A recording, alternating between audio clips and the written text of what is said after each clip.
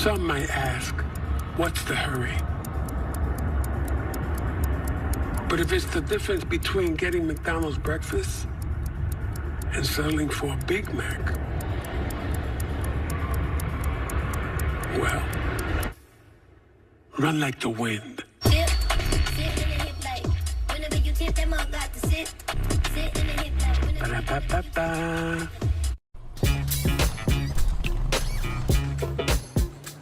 It's like that. Got him and stays fair.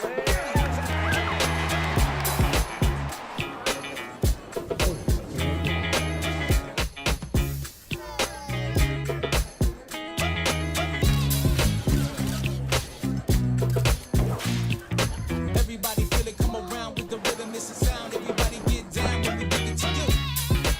It's like that.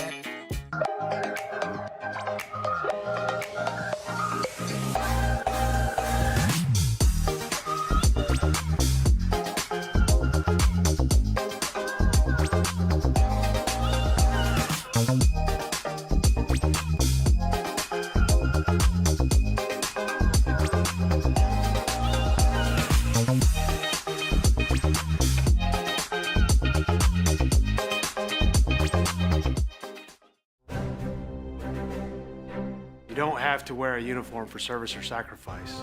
Every day, ordinary Americans perform extraordinary acts of courage and selfless service.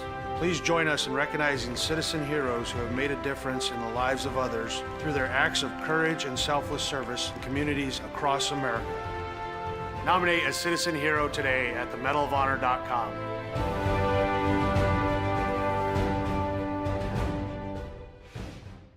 Welcome back to Super Bowl 58 in Las Vegas. Tony, what do you think? Quincy, it's 2 a.m. You have school tomorrow. Get some rest. See you tomorrow, Saquon. You got it, Quessy. His name is Quincy. The crowd goes wild. Hey, Quincy! Quincy! Your son's fantasies are going to destroy my house. Speed move!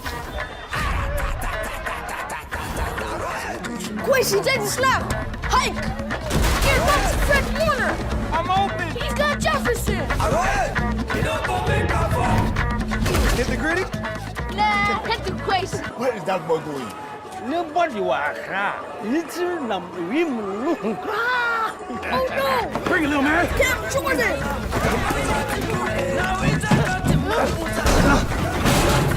I'll see you tomorrow, Quasi.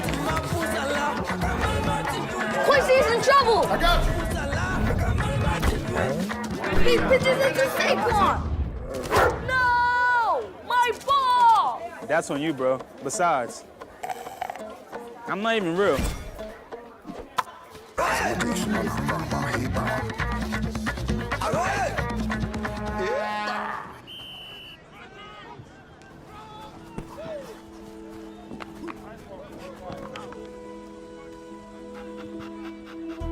Is this your ball? What's your name? Quishy. Quincy. I'm OC. I know that look. I know that dream. I had the same one. See, Quincy, doesn't have to be a dream anymore. Doesn't matter where you're born, as long as you're born to play.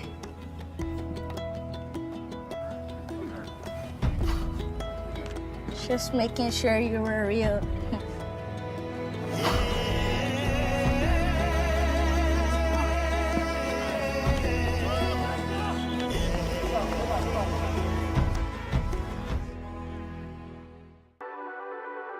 The Southeast Sports Network, your free ticket to front row sports action. From heart-pounding football showdowns to thrilling basketball games, experience every moment live, all from the comfort of your home. Your favorite athletes, broadcast in real time and on demand. It's not just streaming, it's your front row ticket to the best of Southeastern sports. And the best part? It's absolutely free. Don't miss a moment of your favorite teams. Join us now at the Southeast Sports Network. The Southeast Sports Network, your front row ticket to live sports. Mental health plays a massive role in professional soccer and in sports in general. We're all here to support each other. We're all here to help each other, and you never know what somebody is going through, whether it's on the field or off the field. For me, mental health plays a huge role when it comes to goalkeeping, because a lot of times the game is not near me and not near the goalkeeper, and it's important that I stay calm and stay ready and stay connected to the team even when the play is not by me.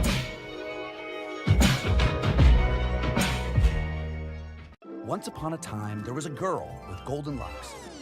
You know what? Maybe it was like a rugged, woodsy dude. Yeah.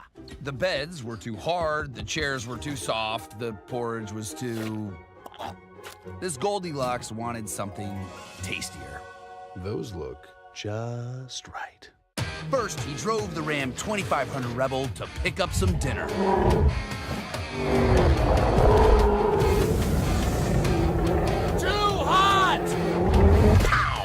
Some really big dinner. Tastes like chicken. Next, he took the Ram Charger deep into the woods to flex his artistic muscles.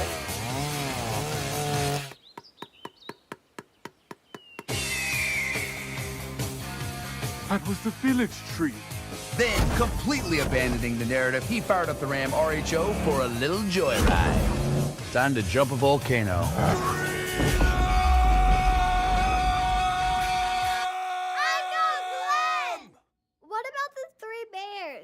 This is my story.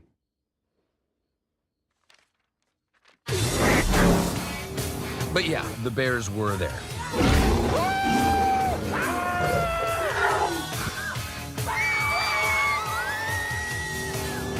And they all lived happily ever after.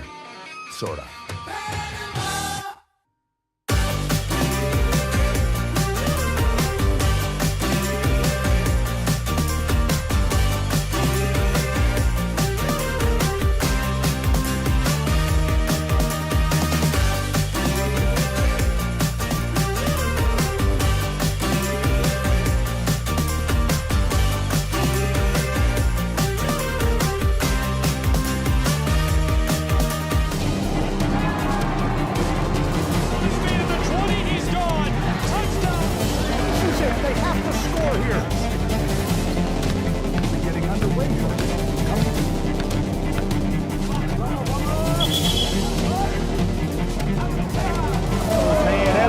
Walk-off home run.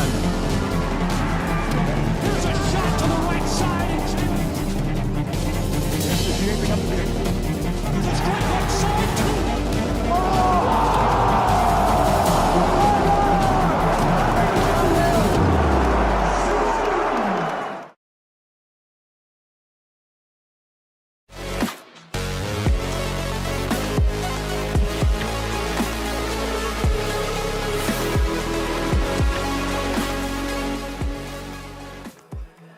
Welcome to Kingsport, Tennessee, and inside of Hunter Wright Stadium, we bring you live to the Appalachian Athletic Conference Baseball Championship, the title game featuring the Lions of Bryan College and the Bulldogs of Tennessee Wesleyan in what promises to be a wild battle between these two programs.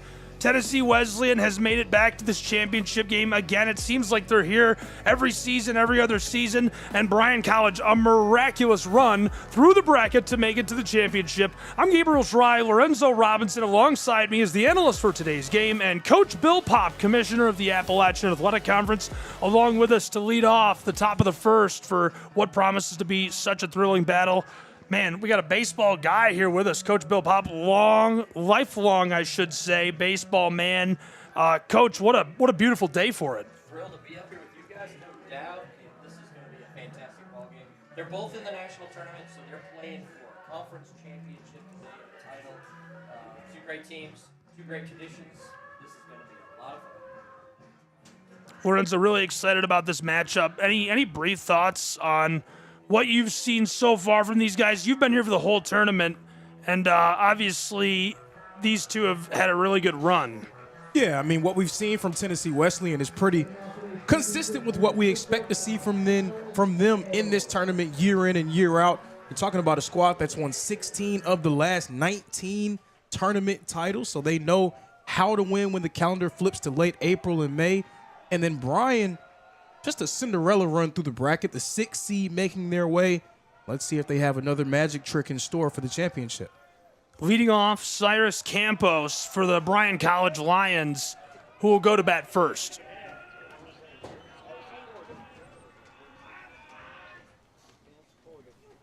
Oh, 1 chopped foul down the line. Strike 2. And Cyrus Campos kicked off the scoring for Bryan yesterday in their win over Milligan. He's been so effective in that leadoff spot all tournament long and really all season long for this Bryan lineup. 0-2. Chops at that. Really interesting piece here down the depth chart a little bit in pitching today, and I won't doubt that we could possibly see Tuesday starters come back and pitch a little today. So keep an eye on those things as well. And he's going to go down, 1 away, and doing some work on top of the mound. Speaking of the pitch staff, that is a red-hot start for our pitcher. But, Coach, that's a great point, seeing some of those starters on few days rest coming back in relief. We saw that from Bryan tabbing Tanner Everett to come in and get the save for them against Milligan. So the pitching depth is going to be tested, the war of attrition that the tournament can be. That's right. That's right. That takes us to the second batter in the lineup for the Bryan Lions, Williams. Second baseman. He's a switch hitter. Freshman of the year. And he missed part of yesterday's contest, Lorenzo. I caught that portion of the broadcast over at the softball championship and then came back in and now playing again today. Yeah, we're going to see how that affects him, particularly defensively. He didn't really seem to move as swift as he usually does, trying to field some of those ground balls. He's such a great and rangy defender out at second base. So that'll be something to watch for.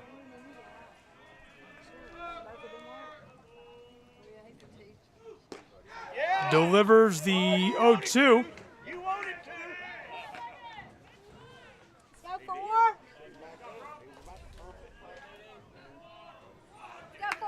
This season, 27 wins for Bryan College, 39 for the Bulldogs of Tennessee Wesleyan. They have punched their ticket to the World Series several times in the last few years, as this is roped to right field and collected. I'll tell you what, guys, last night and watching Bryan the last couple days, but Tennessee Wesleyan specifically last night, some unbelievable defensive plays coming from both these squads. Bryan shifts really good and gets their players in the right position, but Wesleyan, wow, last night a couple plays at second base that were second to none. That one play down the backside is that almost kills our camera operator. There was a crazy play over from third over to first for the Bulldogs last night. I could not believe he was able to trap the ball, collect it, rise and fire in time to cut the man down at first. Absolutely just wild. Incredible. Absolutely incredible. You know exactly what I'm talking Here about. comes another one. Nope, just couldn't get to it. Second baseman ranged up the middle last night for an off-balance backhand throw across his body, I think, in the middle of the game, too. Man, just unbelievable.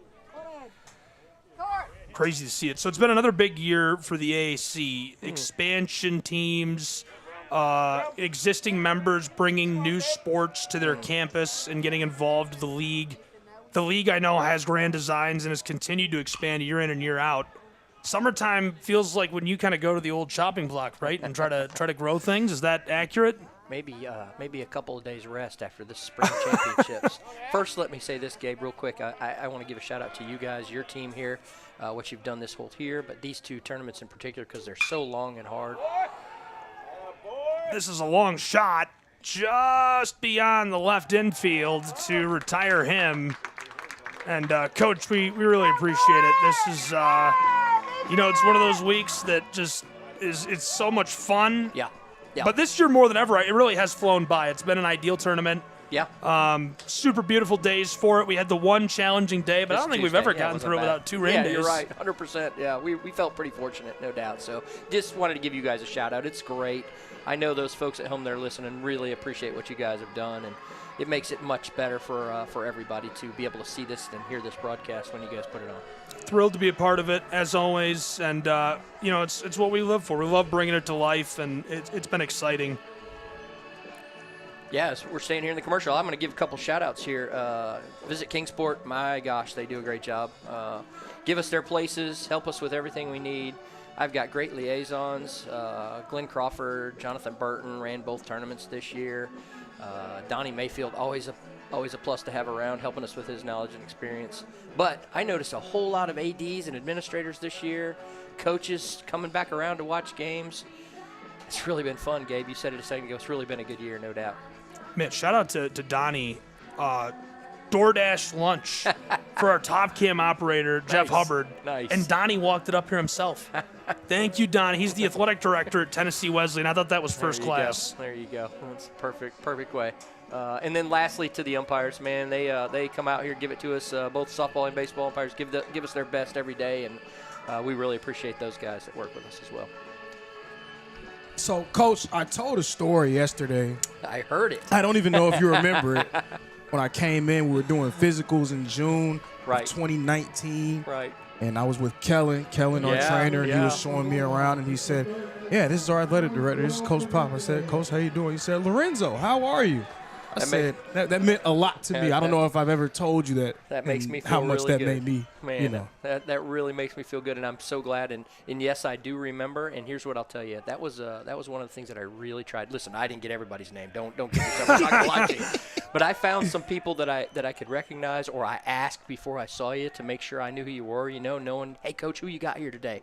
And I always thought it was important to make you feel welcome. It's what we sold you. It's what we told you we were going to do.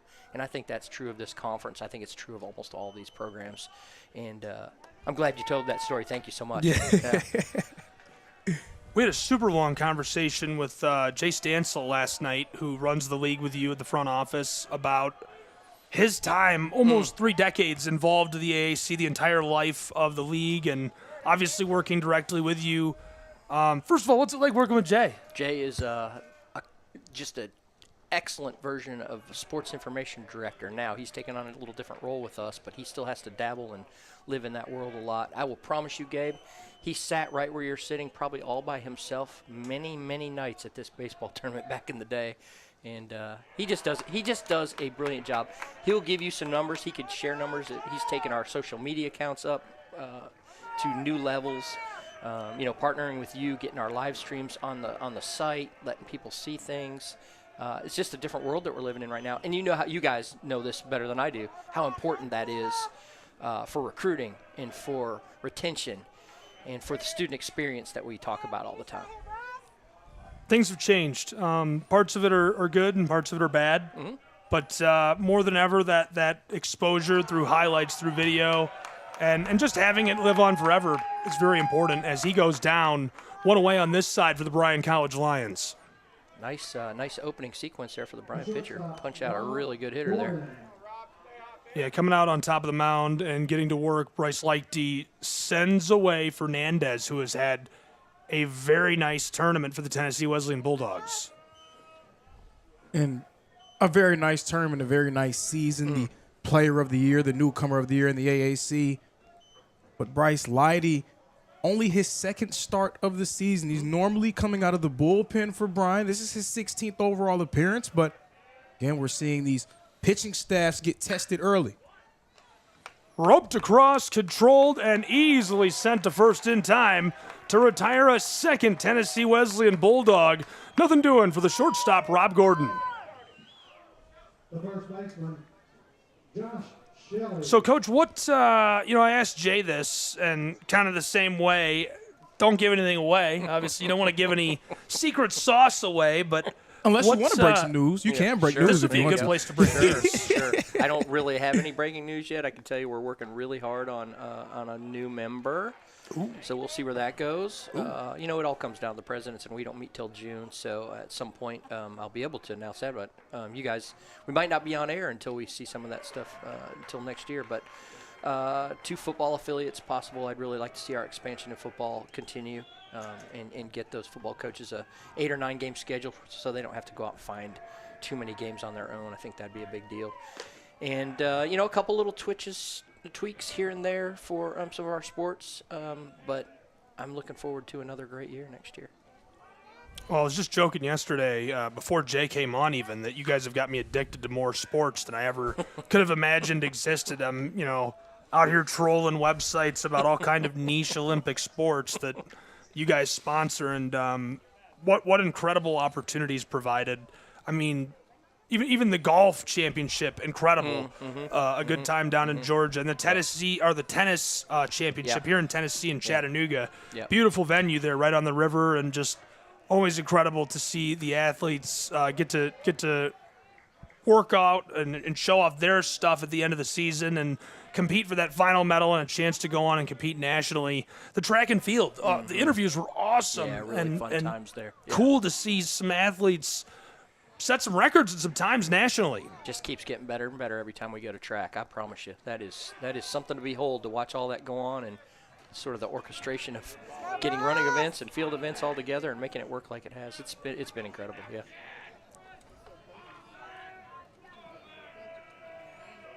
Count is even at 2 and threatening to retire the side with 2 away. Across, and he's gone. Tennessee Wesleyan Bulldogs go down. The side goes down. We are headed to the top of the first. Again, we will keep it here, but this time we're going to take a look at the stats for these 2 programs from the season so far, and what they've had as far as that goes. And it's been a really good year for these 2, just statistically. But I mentioned the wins specifically. You know, when a team has 12 more wins, Lorenzo, do you think that's intimidating for Bryan at all, or do they not care at this point? You definitely can't care about it at this point because Bryan, they already have experience with slaying dragons, so to speak. They've already defeated the #1 seed not once but twice in this tournament. So they know that they can beat the best of the best. But I got to say, at this phase in the season, trying to knock off the Bulldogs in this tournament, in this location, something they're very familiar with, that may be a different beast in and of itself.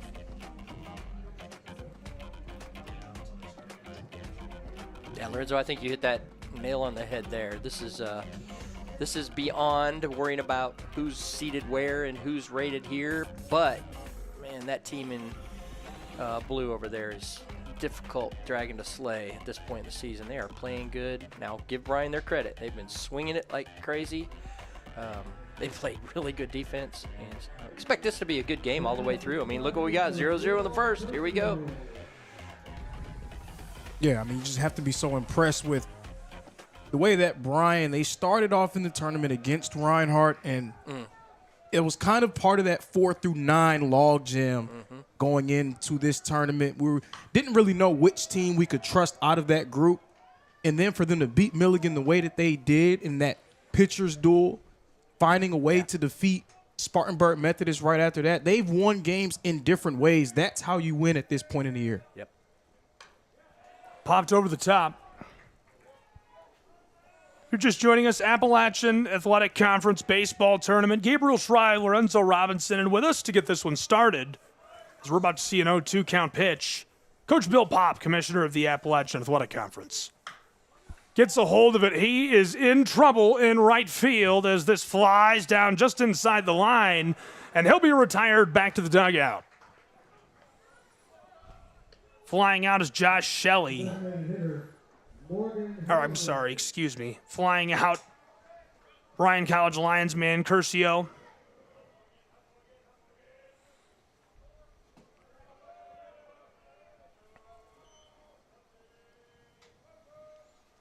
Rocks and fires, and this is fouled off and goes just wide of the press box. Jeez, I had no idea you guys were in the firing line. You know I got hit by a ball. Cow. You know I got hit by a ball last year? Jeez, I didn't know that. But now I got to show you that. I'm going to send you that clip. I'm going to send you that clip. It's a good clip. Yeah.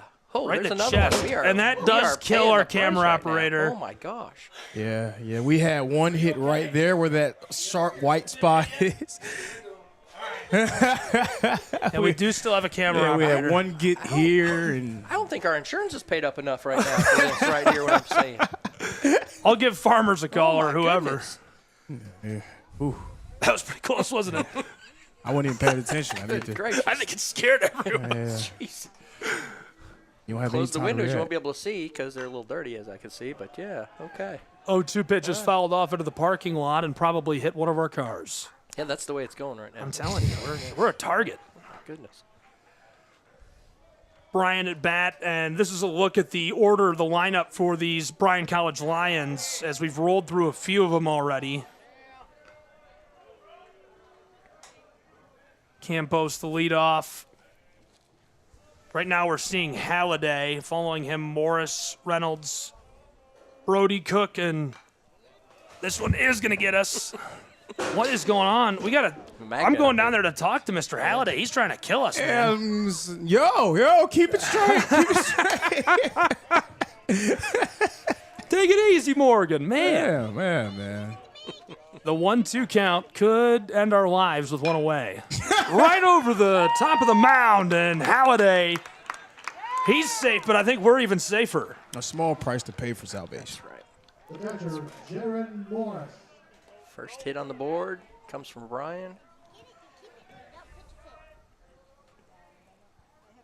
Yeah, the Bryan Lions, they have 4 young guys in that lineup that are very effective. Denaj Williams, the freshman of the year. Holiday's also a freshman. Jaron Morris, he's only a sophomore. He was a second-team all-conference selection. They're backstopping the outfielder Jack Reynolds also. Look at the lineup for Tennessee Wesleyan defensively, right and left field. Ballania in center field. Reynolds on the right side. Around the bases, Shelley, Espinoza, Fernandez at third. Rob Gordon playing shortstop. Tolson catching today, and of course Brumley on top of the mound for Tennessee Wesleyan.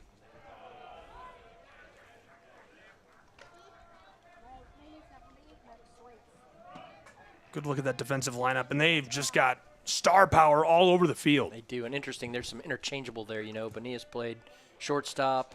Colton Reynolds has played third. There's a lot of interchangeable pieces there as well. One away, a man over, safely on board at first. They'd love to advance him into scoring position somehow. 2-1.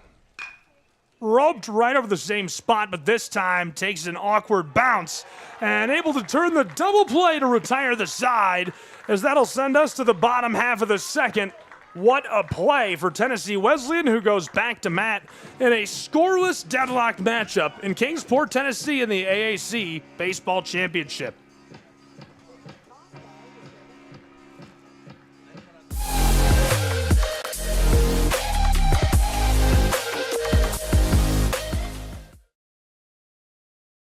The Southeast Sports Network is now on Amazon Fire TV.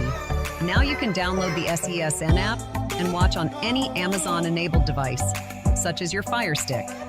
The easiest way to download the app is to go to our website, find the Watch SESN tab, and click Fire TV app. Then just select your device from the list. That's it. Free and easy. Enjoy watching the Southeast Sports Network on your Fire TV, Fire Stick, or Fire tablet with just a few clicks.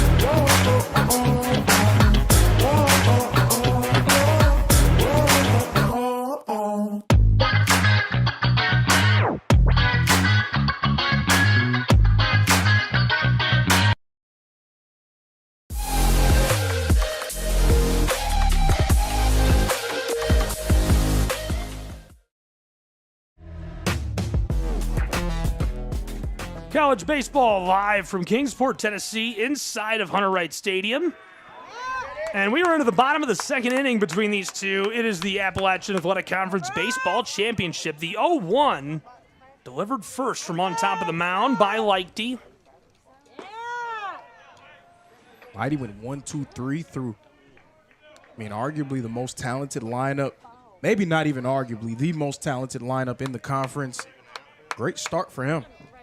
1-1 draws strike 2. Look at the lineup for the Tennessee Wesleyan Bulldogs.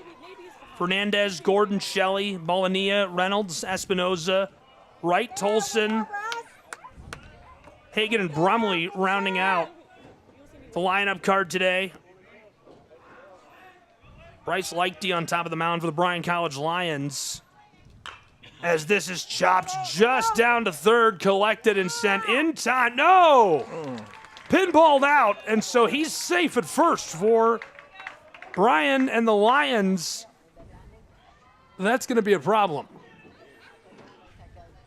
Those are just the type of mistakes that you cannot afford to have happen at this phase of the season. The right fielder, Colton Reynolds.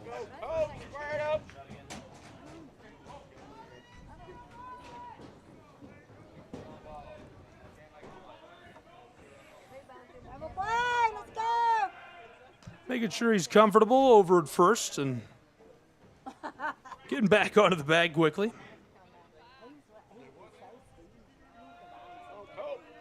And Colton Reynolds at the plate spoke to the athletic director for Tennessee Wesleyan. He said that Colton Reynolds is having a quote-unquote down year, batting .383 with 14 home runs. I guess down from 411 and 24, I guess. He is such a good player and such a good hitter. It's, yeah, when you hear that, you kind of chuckle, but. Thrown across to first. I had the pleasure of calling their series against Reinhardt earlier this year, and he hit 2 home runs in the middle game of that series, and, 2 absolute no-doubters. Seen a few of those from him over the years so far. Count even at 1, as this is going to be a strike. And quickly, we will get to know the defense of the Lions of Bryan College. In the outfield from left to right, Reynolds, Ramsey, and Cook. Campos and Williams, shortstop and second. Curcio at third. At first, it's Genter, Lichty on top of the mound, and Jaron Morris catching for Bryan College. Defensively, that infield has been on a string. Curcio, Campos, Williams, and Genter. Anytime you can win a game with your starting pitcher going a complete game in 1 strikeout, that lets you know how well they were playing in that infield defensively. No question. As I mentioned earlier, they really do a good job getting their infielders in the right spot. Coaching staff does a great. If you look, they'll shift here and there on each hitter, so you know they've got a lot of intel to use, and they've played Wesleyan enough times to know what Wesleyan's hitters do.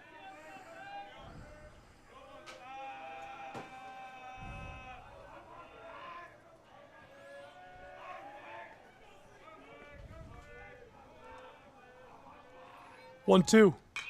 Fouled off. This seems like the most dangerous day for foul balls. So far, so good, huh? Man, I'm telling you, I felt like I was under attack right there for a minute. Get your helmet out. That last half was a little scary. I'm not going to lie to you. No outs on the side. Bryan trying to get there first, and, man, if they could squeeze somebody out, they'd feel good about this second inning. That is going to cut through the corner of the zone. 1 away as Lichty going to work on top of the mound. Yeah, very needed to kind of settle him down a little bit after surrendering a base runner. You just have to continue to mow them down when you can, and you cannot let Tennessee Wesleyan build some momentum on offense.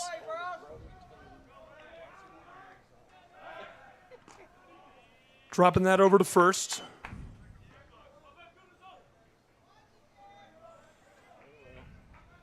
One away in the bottom of the second, struck out moments ago. Lichty picking up his second K of the game. Fouls flying to the right side through the bullpen.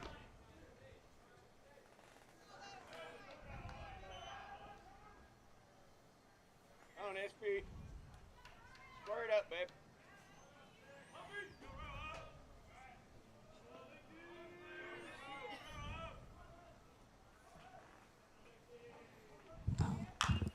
Popped foul again, strike 2.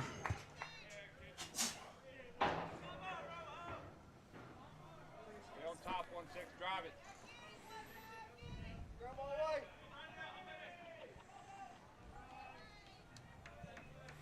Really intense. Like the energy feels more intense than I remember. You got it. What a parity between softball and this. Yeah, no doubt.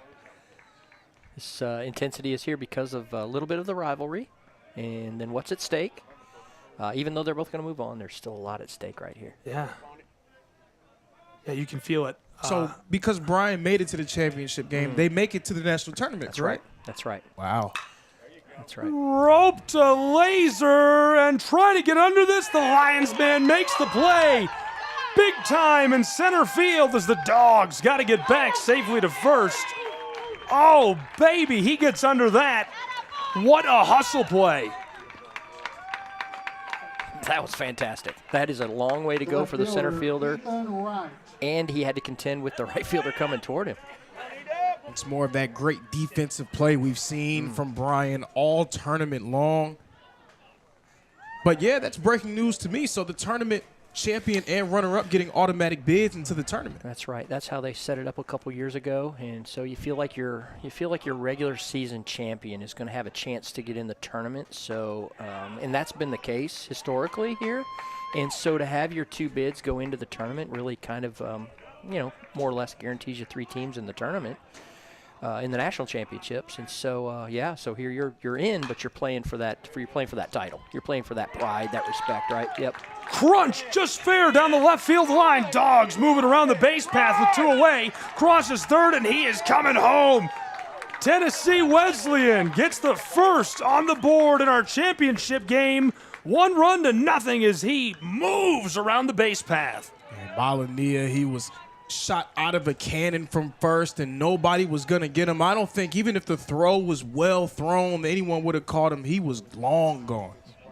Very well done. Showing off his speed, and now the question is, can they capitalize on another runner in scoring position? It's 2 outs on the board. Jacob Tolson, the backstop.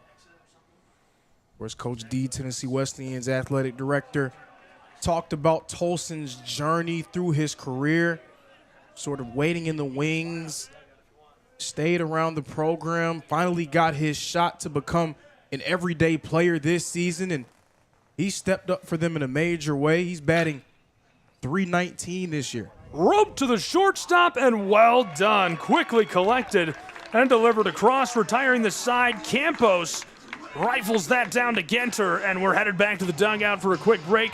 When we return, the Bryan College Lions look to respond to the Bulldogs of Tennessee Wesleyan at bat.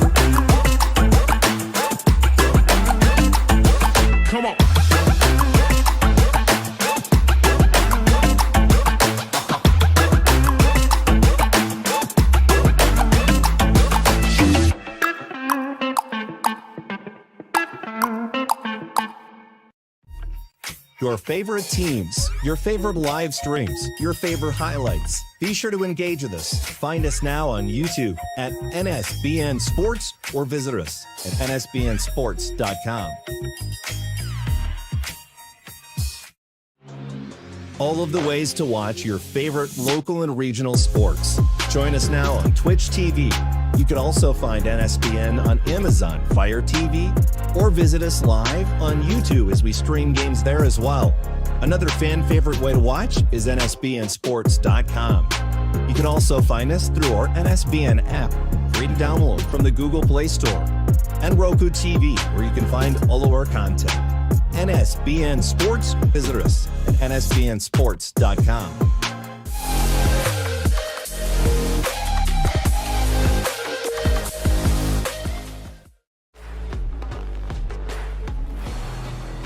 The Bulldogs are in the lead, 1-0, as we enter the top side of the third. Now, the Lions trying to respond as they go back to bat, and they've been really good through this tournament. Red hot, I would even argue. Can Bryan get it going in the championship? So far, they've contained another side that's been surging through the AAC bracket in Tennessee Wesleyan. We've seen it all throughout this tournament, though. We've seen the difference between hanging around and really giving yourself a shot. You got to take advantage, especially when an offense like Tennessee Wesleyan, even though they have a run, they have a hit through 2 innings, not really the fast start they had yesterday. When you have this sort of opening, at some point you got to break it open yourself. Yeah, I kind of feel like a slow start might be concerning. I don't know why I feel that way. Could be wrong. For which side? For Tennessee Wesleyan. Like, I feel like that's opening the door to a team that has been the upstart and has surged through the bracket. For and sure. If you're leaving the door open through 3-4 innings, that's probably not good. Yeah, definitely. You don't want to keep that door open, but, I mean, if Colton Brumley's going to continue to pitch the way that he has, if you can get these solid innings from a relief pitcher, got to feel confident. I agree with that. Brumley is going to walk his man. On cue, 2 things that hurt, right? Those errors that cost you things, and then here we go, we got a leadoff walk. And you know leadoff walks, you know what they say in baseball, that's the one. So we'll see where this one progresses.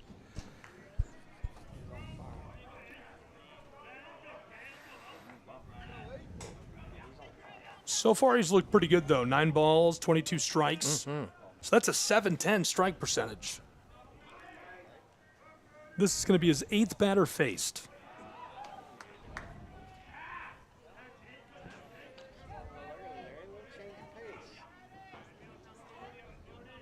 Brody is replacing Jack at the plate, taking his cuts, first baseman.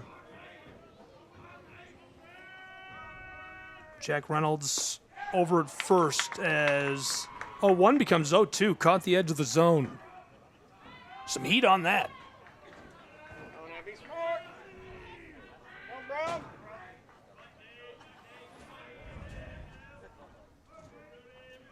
0-2. There it is. Wow, caught the zone, and speaking of doing some work, Colton Brumley, the K from on top of the mound. The right fielder. Well, that's a great start to this side of the inning, the top of the third for Tennessee Wesleyan. Shaking off, surrendering that leadoff man, getting at first, so important and vital. Coach, to you, what is the most fascinating or intriguing part of this matchup? Is there something that your average fan isn't going to see or I'm not going to notice just by looking at the box scores and the stats? Yeah, two or three things. How they're going to use their pitching staffs today. Like, where do they make their moves? Can they get deep with the guys that are on the hill right now? Both of them maybe midweek starters or relievers. And so how's that going to go? And then do they choose to generate runs, or are they going to try to let their offenses kind of go like they have? Because Tennessee Wesleyan has bunted in the past. So has Bryan. They'll move runners with hit and run. So it's going to be interesting to watch how the offenses progress today. Got a good piece of that, but he is in danger as it's looking like he'll fly out to right field. And the Bulldogs, man, able to collect with no effort. Proving under that, Colton Reynolds sends him back to the dugout. Yeah, not quite far enough, long enough for in the right position to be able to advance that lead runner. I love what we had Donnie up here last night as the Dogs rolled to a big win, and we talked to him about Colton Reynolds, and he says, he's kind of down this year, and he's hitting like 380. That's crazy. Oh yeah, he's down. Crazy, yeah. Almost hitting 400. Yeah. 2 away. Brumley rocks and fires that. Well done. As we work our way back to the top of the batting order for Bryan. So they've seen Brumley one time through. They're hoping this second time through the order they have more of a read on what he's going to be doing on top of the mound and try to make plays from there. Strike two with 2 away, fouled off over the top. Definitely want to see Cyrus Campos get going. He has been a on-base guy for them, and when he gets on, he generally comes home. Hit and run. Got a hold of that. Hit and run is right. Here come the Bryan College Lions with 2 away. He's at third and going to stay safe, but in prime scoring position. Bryan College looking to bring a man home with 2 down and runners on the corners. This is very similar to what Cyrus Campos did yesterday. He had that early strikeout, but then eventually he got a read on those pitches. He felt into a good rhythm in that batter's box and just continued to get on base. A guy who gets on base 46% of the time. Huge. And there it was. There's a coaching decision to make a batter swing at a ball and get a runner in motion to really get your offense started again. That was really cool. That was really great. Well executed play for sure.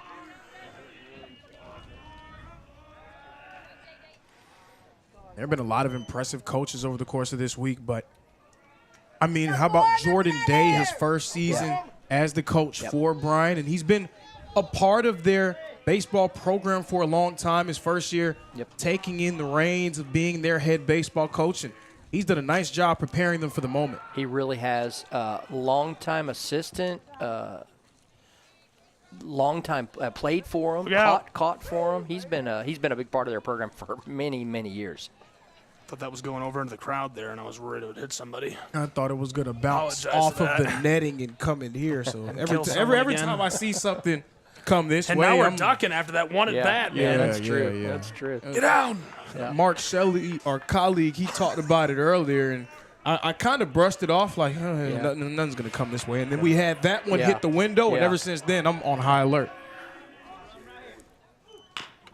Chopped foul to the right side. Lead runner over at third. Standing by is Jack Reynolds, waiting to see what his fate will be.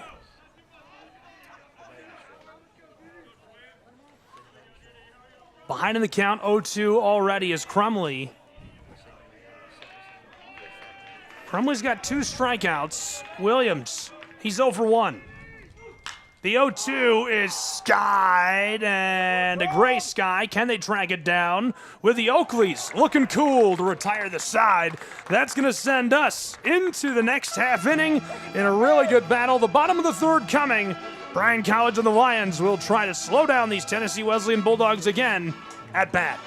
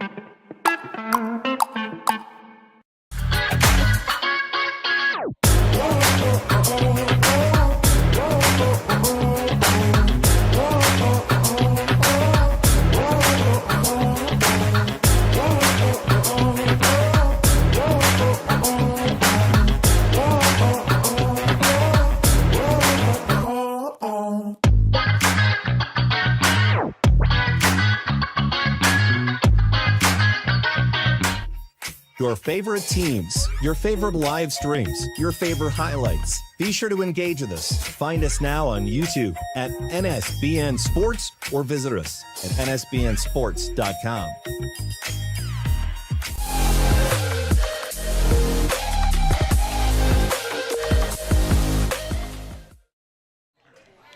looking in on the Bulldogs of Tennessee Wesleyan, who are now at bat. And boy, these guys are going to be fired up. Leading off is Hagen Escoto, who's the DH. Escoto even being in the game right now was a nod to the depth of talent that Tennessee Wesleyan has. Escoto came into this tournament batting .353. He's played in 35 games, but surprisingly, this is the first time we're going to see Escoto all tournament long. Interesting. How many lineups would he be an everyday player for? Probably a lot, yeah. Yeah, I don't, that's one thing I struggle to convey to people, like the quality of the AAC, and people don't know. I mean, this is going to be roped across, collected at second, and sent to first. Well in time for Bryan, who retires the first of the side.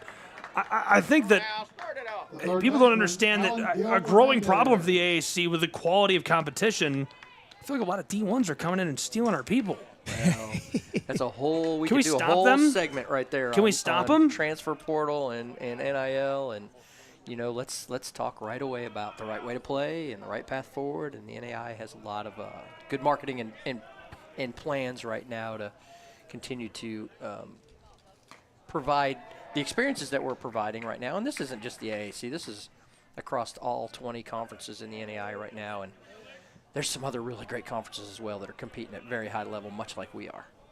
At least that's a good problem to have. You know, you're struggling to keep your talent because they're so talented, right? People are like, we've got to steal all your guys. Yeah, we talk about re-recruiting your students all the time. You have to now. You used to be able to recruit them one time, get them to your school. Loyalty kept them there forever.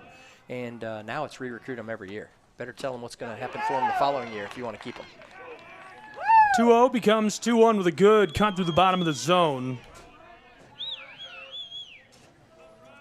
Yeah, I mean, I think that is a good problem to have. It definitely don't want kids coming to AAC schools with the expectation of doing that. But if you're good enough and you produce at a high enough level, then I think there's a way to go about it. And I'm sure if you had these conversations with your coaches that I'm getting these chances and you're not doing it under the table, I'm sure they'll help you if you want to move in that direction. So there's definitely a way to do it without alienating these institutions. That I It's couldn't agree with fine line. more. I could not agree with you more on that point you just made. Absolutely right. He's down. The count is full with one away. Payoff pitch is going to walk him. So a good start on this side for the Dogs. Fernandez will take his place at first. The shortstop. Here comes one of those interesting moments we've been talking about. I'm going to call that we may see a little push bunt right here toward third base. He bunts well. He runs well. This could be one of those moments right here. Rob's had a really nice tournament. He has been really involved in this, especially on the offensive side. right. But And Coach, that was a good call about his ability to bunt. They didn't. They held off. So early in the game still. Coach Barry going to roll the dice, let them swing, which they do well also.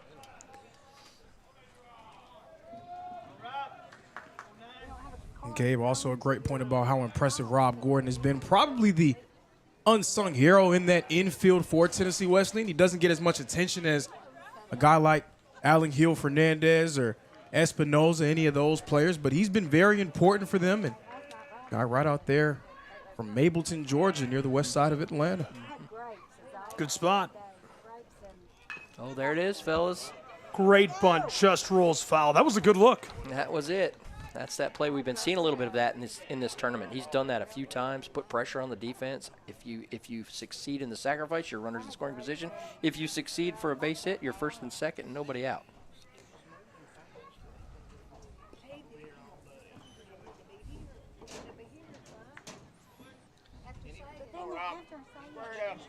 Rob Gordon 0 for 1. Olania standing by in front of the dugout, waiting for his turn to take his cuts. Josh Shelley in the on-deck circle. One away. Fernandez was walked as that goes to rise our count to 1-2.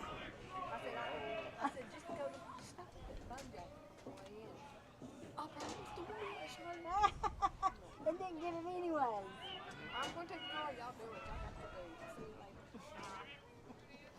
1-2 goes foul. I did a game a couple weeks ago. Did I tell you I did a game that was 21-2? Oh my gosh. Ooh. So at They're tough to get through, aren't they, sometimes? At the bottom of the 7th, Radford was hitting 700 as a team. Now they finished like shy of the school record for hitting percentage in a game. They were 1 hit shy of the record for hits in a game. 1 run shy of the record for largest win margin.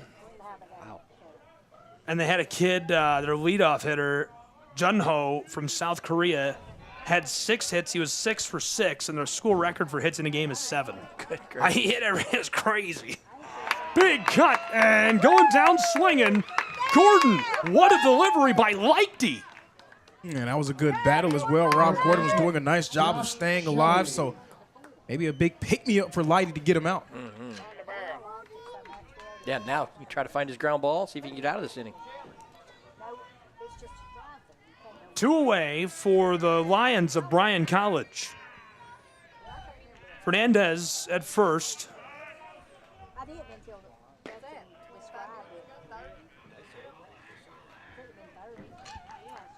In the last half inning, Tennessee Wesleyan scored with 2 out.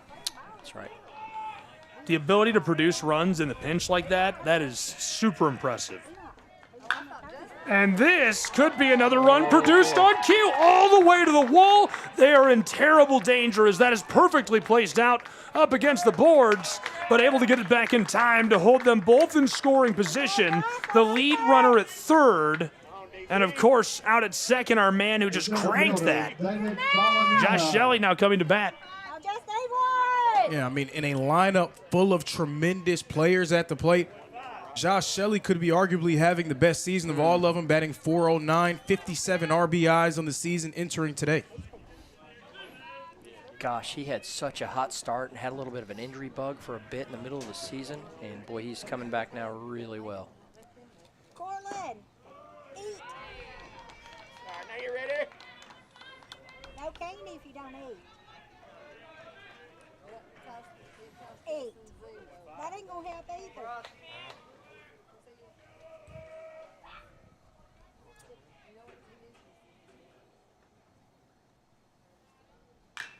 And this is going to go right to third, collected in time to make the play. Almost scored a run right there as it kind of skeetered across to first, but got it in, and it retires the side. We are headed to the top side of our 4th inning between the Lions and the Bulldogs in Kingsport, Tennessee.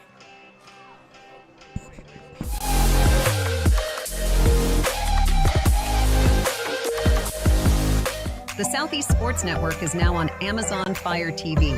Now you can download the SESN app and watch on any Amazon-enabled device, such as your Fire Stick. The easiest way to download the app is to go to our website, find the Watch SESN tab, and click Fire TV app. Then just select your device from the list. That's it. Free and easy. Enjoy watching the Southeast Sports Network on your Fire TV, Fire Stick, or Fire Tablet with just a few clicks.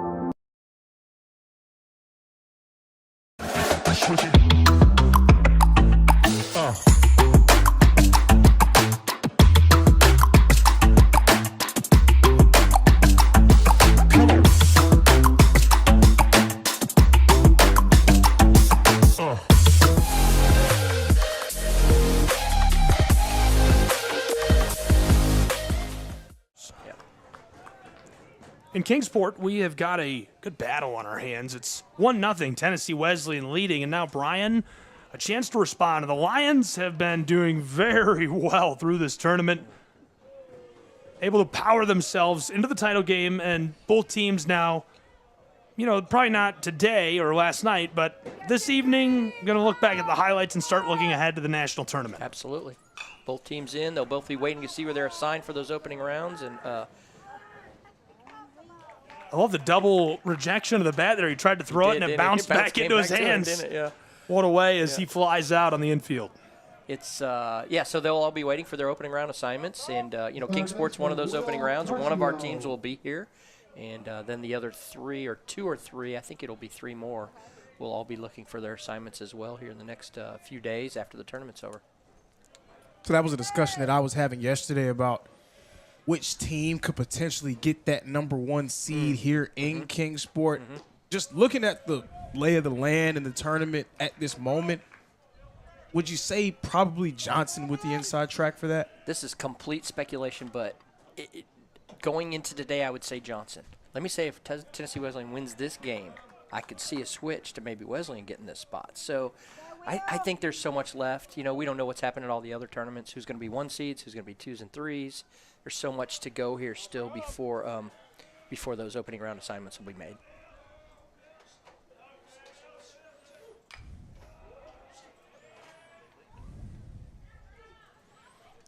Fouled straight back right there. 2 strikes now. Yeah. Still cruising pretty well, staying ahead of the hitters. Other than that 1 walk last inning to start the inning, he's really done a good job today. Man, has he been on top. We're going to see what he could do here against Carcio. Carcio had a big-time home run in that win against Milligan yesterday. Interesting conversation yesterday as we were talking to Coach Day between games. Yesterday, he was kind of sitting up there with us where we kind of all hang out and watch the games up there, and he said they have scored 20 of their 25 runs-ish or whatever that number is. It's close to that with 2 outs. What a big deal that is. Yeah, that's been a consistent theme pretty much the whole tournament. Whoever's been able to make plays with 2 outs on the board. Yeah. Just timely hitting, clutch hitting, that just pays so much dividends at this point in the season. Really does. Fly out to the infield right there to get 2 outs on the board. On that 2-out point, Montreat had a game where they were 9 of 16 with 2 outs on the board. Yeah, very similar. It's just critical in postseason to get those big hits in those big moments. I'm going to go sit over here. I knew that. I was about to make that joke right before that happened. Fouls Another off. one coming right at the window again. That's exactly right. That is 2 degrees from taking down our good friend Lorenzo. And our same guy, Morgan Holiday. I know. Does he have something against me? I saw the lineup card. That's why I was about to make the joke. I've been so complimentary of him all week. I might have to close this window. I don't want to die. That's about 4 from his bat right now in this game. I know. It's crazy. Morgan, I just want to tell you I love your game. That's right.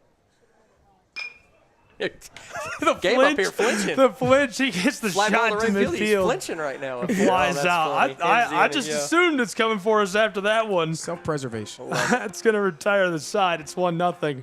Tennessee Wesleyan in Kingsport.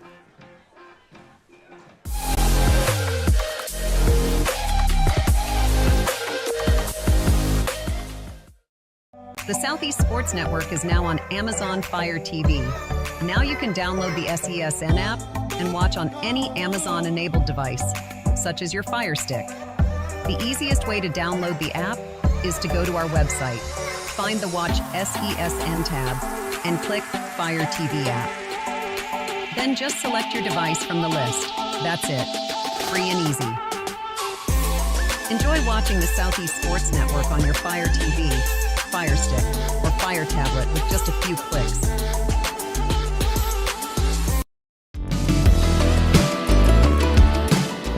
Want to watch your favorite Southeast teams in action? We've got you covered. Stream live games and highlights on YouTube, Twitch, Amazon Fire TV, Stream TV, and more. For all the details, visit our How to Watch page at SESNsports.com. It's your one-stop guide to catching every play, every time, wherever you are. The Southeast Sports Network, bringing the game to you anytime, anywhere.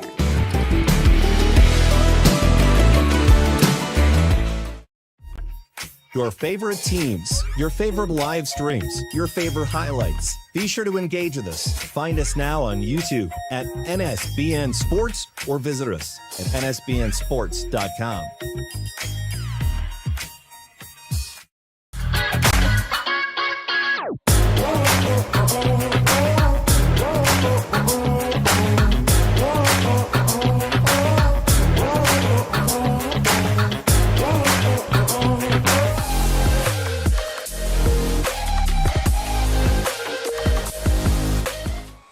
1-0 in Kingsport, Tennessee. These guys are in the lead. And, man, Bryan College is not going to make it easy for the Bulldogs. Love it. Love what's happening here. This is the kind of game you want for a championship. Popped up. So I'm going to make a correction on something that I said earlier. I called J-Ron Morris a second-team all-conference catcher. Actually a first team. Oh, nice. Okay. He's the second catcher on the first team. Oh, I gotcha. Okay. So I want to go ahead and qualify that. I want to give him all his flowers because, I mean, he's been so great for Bryan all season long. First-team all-conference performer. And only a sophomore. The future is very bright for him. Great point. Well, congrats to him. That's quite the accolade. No doubt. Love seeing the underclassmen produce and seeing these programs continue to be strong year in and year out, like Tennessee Wesleyan. Yeah, they gave everybody the model, right? Didn't they? They've sort of showed you what you got to be if you want to be a national level contender and want to win conference games. And listen, 5, 6, 7, 8 schools right behind them that are all doing it right now. You know, trying to find their way above them somehow or another. And this year was a good example. Milligan and Johnson in the regular season found their way above them this year, right? Yeah, Coach D brought up a good point. There's these teams that come up and rise up and become competitors with them year in and year out. And then they kind of fall to the wayside a little bit. And then there's another team that rises and falls. That's right. Who's always consistently in the mix? That blue and gold, they're just always hanging around atop the AAC. You got it. Colton Reynolds hit a missile earlier in the tournament. What was that, 2 days ago? He cranked a homer over the left field wall. The count is full for him as Lighty will deliver the payoff pitch. Oh, my goodness, a rope. Can he get under it? This thing back off the Coca-Cola dasher, and Reynolds headed out to second where he slides into scoring position. No outs on the board for the Bulldogs on this side of the fourth. If you've been to this ballpark, you understand what that ball just was, right, Lorenzo? Yeah. You don't see many balls hit the Coca-Cola sign on the fly. Yeah, nice to see him make plays during his down year. That's about a 400-footer, his down year. Yeah. What do we got to do to get a – you think one of the programs has a trackman they could bring and let us borrow? Wouldn't that be something to have? Yeah. Because a lot of times when I do the D1, they put the trackman kid with me so I can see how fast the pitches are. Yeah, you get a lot of feedback out of That's the trackman awesome systems. to have that. Really, truly. Get the, it's 86 degrees off the bat. Right. This is about 45 and 110 miles an hour as the Dogs have got runners on the corners in Tennessee. Espinoza keeping it rolling and no outs on the side. 45 and 110, I mean, projections, right? I think there's some stirring in the Bryan bullpen now. Somebody's starting to get loose, again. That's what we're talking about. You're going to have to rely on a pitching staff maybe today to get through this game. And here comes Coach Day for a quick visit. And at this point, Bryce Lighty, he's approaching 60 pitches now. So not sure a guy that usually comes out of the pen, how often he hits that total. Right. I don't think this is a pitching change. I think this is trying to figure out what the strategy will be here. Are we going to get 2 in the middle? Are we going to play our corners up? Probably that's what we're going to look at. And then also buy a little bit of time for the bullpen just in case. And from over here, it looks like it appears to be Tanner Everett warming up, stretching and tossing for Bryan. It would be the third time we've seen Everett in this tournament. One of them being his starting appearance. That's an all-conference pitcher who came in and really shut down that Reinhardt lineup on day one. And that's right. He secured the save against Milligan yesterday. This will be the third time we've seen him. Yep, he's a really good arm for them, no doubt.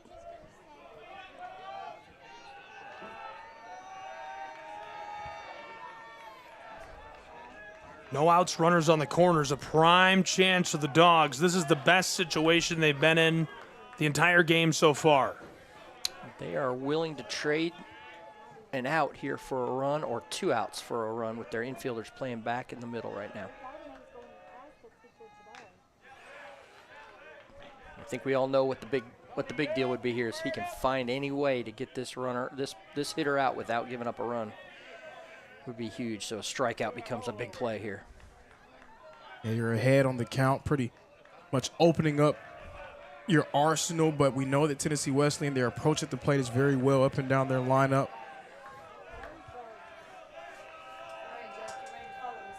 0-2. Wow, real close to the edge of the zone. Yep. Good 0-2 pitch. See if he'll chase. Yep. That's what you're looking for here. I thought he would. I thought he was going to cut at that. A lot of tension. You can feel the pressure on the mound on the Lions. Every play, every pitch right now. Don't run. You gotta walk. Feel it. Right here. Justin is coming in here with a ready one. Roxon fires the 1-2. Choppered foul.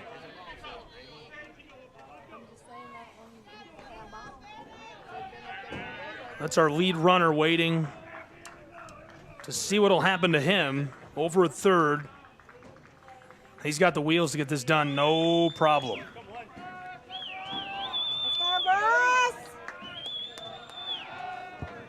Ethan Wright is 1 for 1 in this championship game. He's got a ribby as that's going to roll foul. Just got a piece of it, just off the catcher. Maybe got the umpire too. I'd expect out or not a pitching change either on this AB or the next one. Looks like he's cranking it. Sure does, doesn't it? Espinoza's at first, Colton Reynolds at third, and this ball is floated to center field. Reynolds tagged up and does not come home. I thought he would come on that play.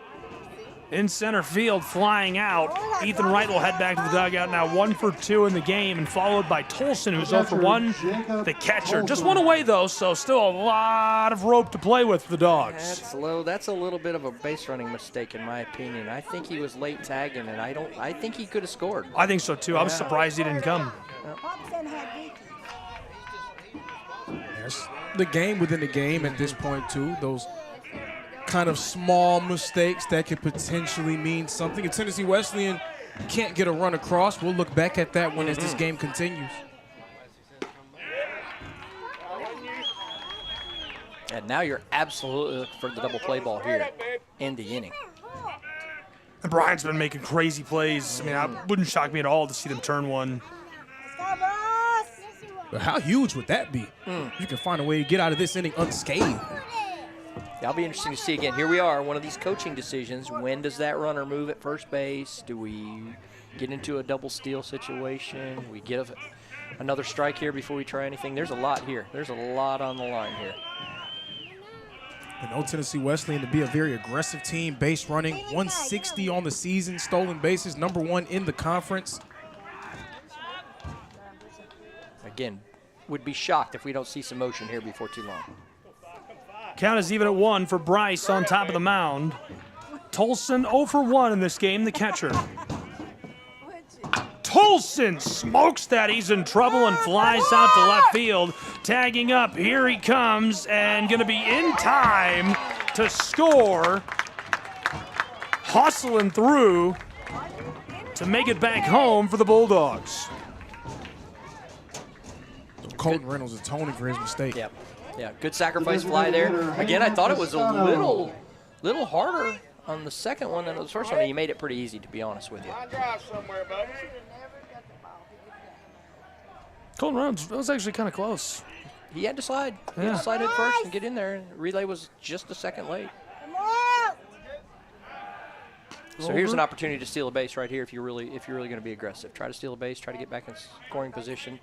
Right now, I think you're taking this for Bryan. Get 2 outs. First and third, nobody out, and you get 2 outs and only 1 run given up so far. Yeah, with 2 away and only 1 runner on the path, I agree. Be aggressive here. Play it loose and fast and see if you can force something. Yeah, you got to like what Lighty's giving you up to this point, too, to be able to get you to this point. No question. If he can give you 4 innings, I'd call that a win. I think so. Gets a hold of that, it rolls foul.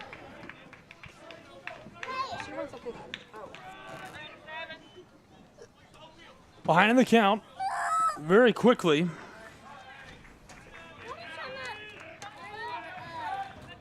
Two down, our runner over at first is Wright after Tolson flew out a moment ago and scored Reynolds.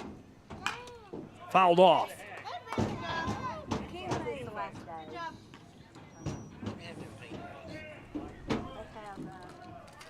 Count remains 0-2.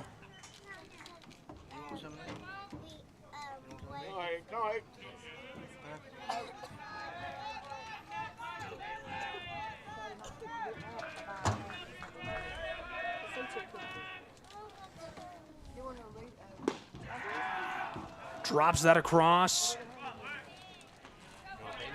Good 0-2 pitch there, outside corner. See if he'll fish. I'll tell you what, his velocity's still pretty good. It'll be interesting to see if they try to get another out of him, see if they can hold Everett a little bit longer. There can't be a more difficult sport than baseball from a mental perspective as far as deciding when to swing and when not to swing as that flies foul, right field. Definitely a 2-strike hit and run right there. That would have been an interesting play. He just missed it. Foul ball down the right field line. The runner was going. I think he would have scored easily. Absolutely. You saw him come around right all the way down to third as he watches that sail foul, and they would have been digging for that down in the corner up against the wall.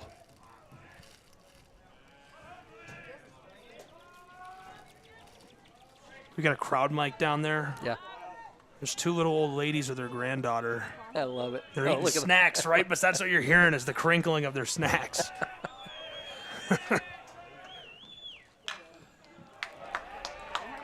Gets a knock on that. Count remains 1-2.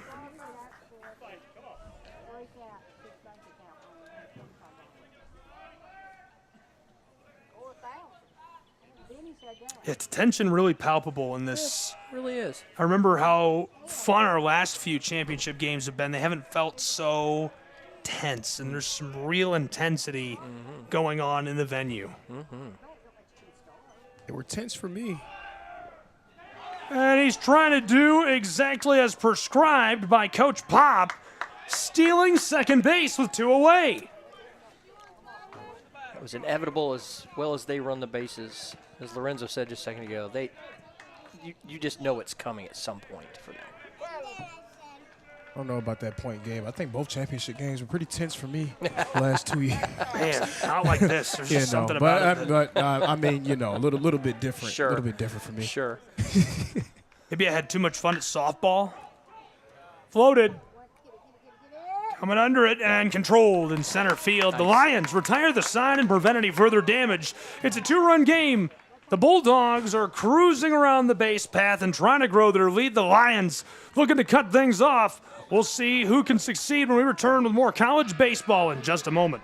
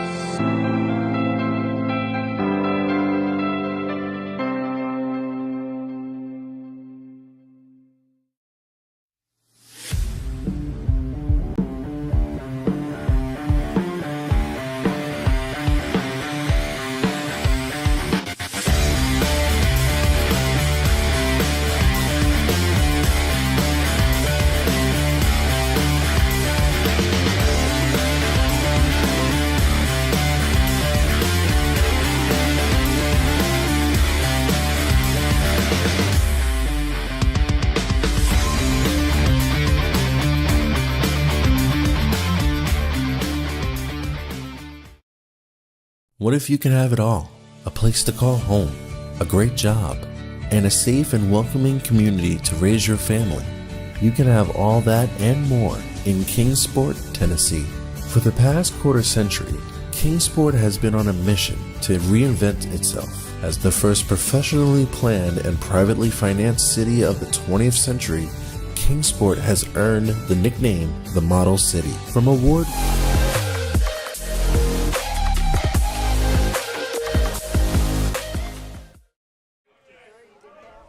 Top 5 already, cruising. Man, no kidding. Man. Remember Cruz Newman? Oh, I do. Man. Yeah. That was a great name. Remember. Yeah. Oh, boy. Floater, that is back near the wall and gone. Wow. Oh, baby.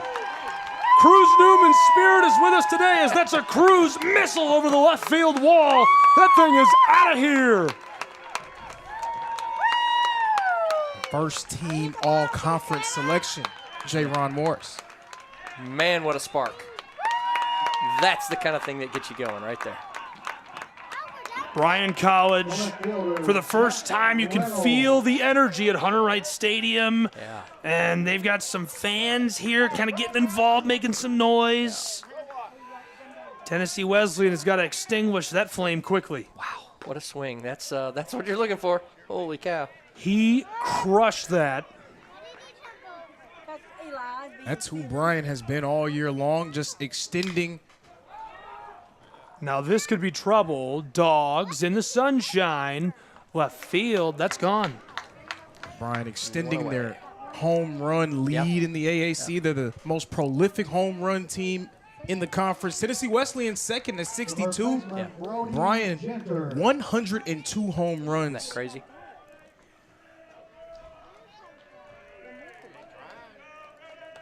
Coach Bill Pop with us. Gabriel Fry, Lorenzo Robinson.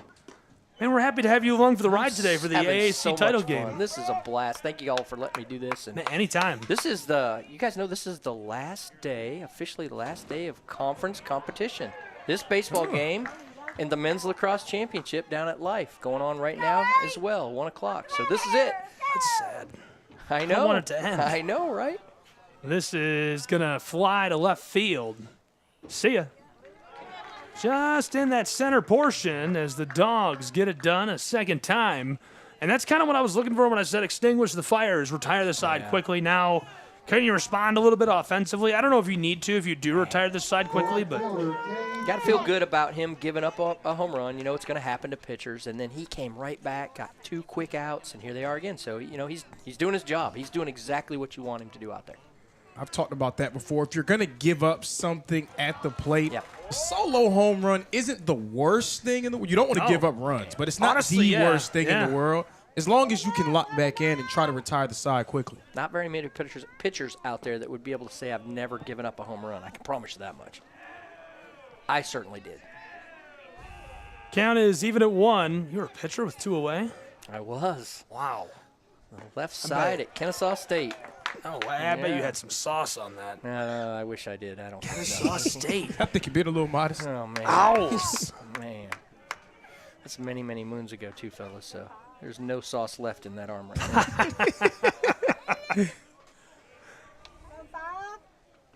I don't know. We could start rolling up to conference matchups like this, just 3 deep. Here comes the commissioner. There you go. There you go. He's loving it. Count even at 2 with 2 away, and that is low. I thought he was going to let it have it. Yeah.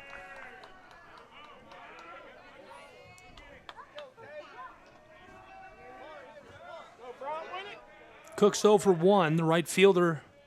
A full count and the payoff pitch from Brumley. Rolled the second. Cut down at first.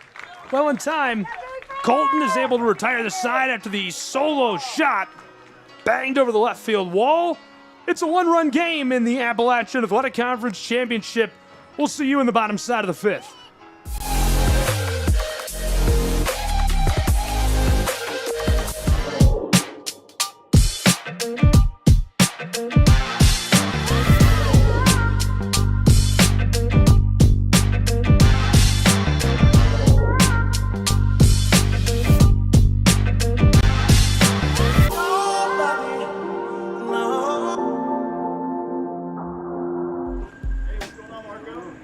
We didn't come to fix Marco's brakes because it was convenient or fast. We did it because Marco has bigger fish to fry and a lot of hungry people to feed. Kraus Family Ford. Passion drives purpose. The Southeast Sports Network is now on Amazon Fire TV. Now you can download the SESN app and watch on any Amazon-enabled device, such as your Fire Stick. The easiest way to download the app is to go to our website, find the Watch SESN tab, and click Fire TV app. Then just select your device from the list. That's it. Free and easy. Enjoy watching the Southeast Sports Network on your Fire TV, Fire Stick, or Fire tablet with just a few clicks. Your favorite teams, your favorite live streams, your favorite highlights. Be sure to engage with us. Find us now on YouTube at NSBN Sports or visit us.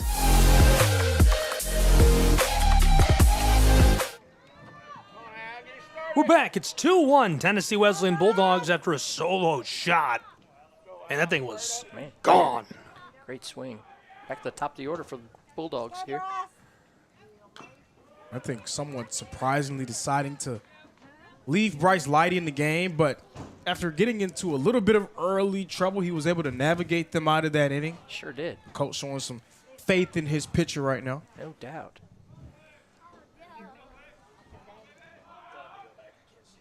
And also a new guy warming up in that bullpen as well. Jeff, will you just follow the ball contact? Counts even at 1 to lead off this side.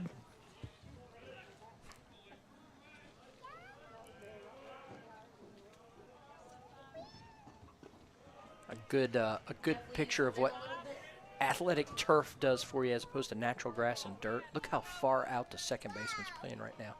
I mean, he can get a 2-hop ground ball there and throw it to first base without a problem. Isn't that crazy? The angles this creates for you. Yeah, a lot of bounce. Yeah. Especially a rangy infielder like Denaj Williams as well. He's a great athlete, so that just intensifies that advantage for him. Finish right here. Shut him down. Yeah. Delivers that, and the count takes that from even a 2 to a full count. Yeah, hard slider away. Try to get him to chase there. Here we go now. Big pitch. Bryce, the payoff pitch. Real tight. That's going to walk him. Good start for the Dogs. Yeah. Good fastball. Try to come in. Just missed just a little bit. There's their base runner. No, Gabe, I definitely understand your earlier point about the tense energy. Yeah. I feel like there's some a little bit, it's palpable. It's real tense in here These right now. guys like run into each other at Waffle House last night and get in a fight? Probably not. Man. A lot of extra staring down. This is the real deal. These guys are into this. Just want tit for it. tat. They both want it. That's exactly right. Come to the park and you want to win this game right here. I don't think it's a negative thing. It's just No. unusually fired up. Yeah. It's kind of a nice change. Yeah. I think this tournament has a little of that. You know, everybody wants to win, and you find yourself ready to go to battle. Again, not that you're not doing that in the regular season, because you are, but you know, you got more games. This is maybe the last game if you don't do what you're supposed to do. So. Oh man. The children have found our crowd mic. I love it. Can we show these children at the backstop? They're in the corner there. Hilarious. This is a floater to center field, back near the wall at 410, Oh my and the wind sends this to the heavens. It's gone. Tennessee Wesleyan scores another.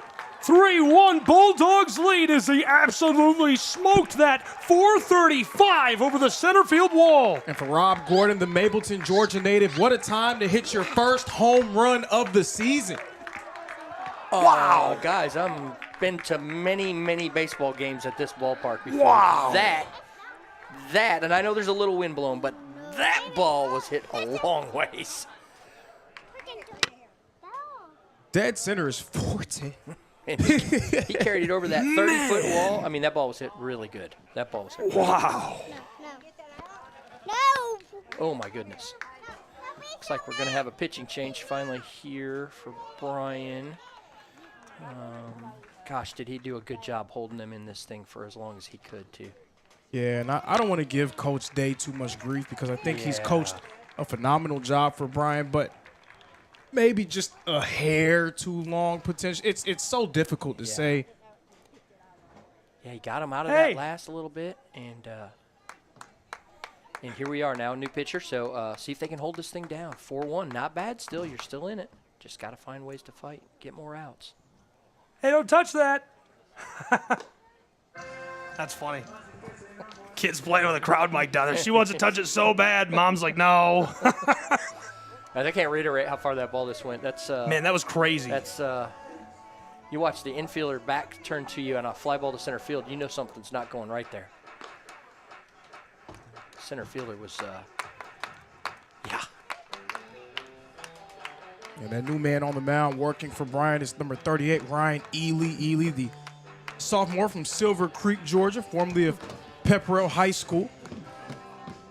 And Ely appeared in an inning for Bryan in their win against Milligan yesterday. He surrendered a few hits, came in during a very tense situation and found a way to guide them out of it, bought enough time for Everett to come in and secure the save.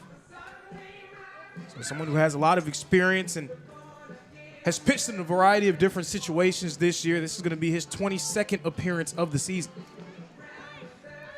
That home run really feels like a direct response to the shot over left field wall just a little while ago by the Lions. Now, both clubs a homer apiece, 5 hits for the Dogs, 3 for the Lions. So I would say that as this boils on, right as we get closer to the end of this one, efficiency is going to be super important, and we're going to watch for that. Every time Bryan gets on the base path, will they be able to finish? Because they're not getting on as much as the Dogs. They're going to have to convert more frequently.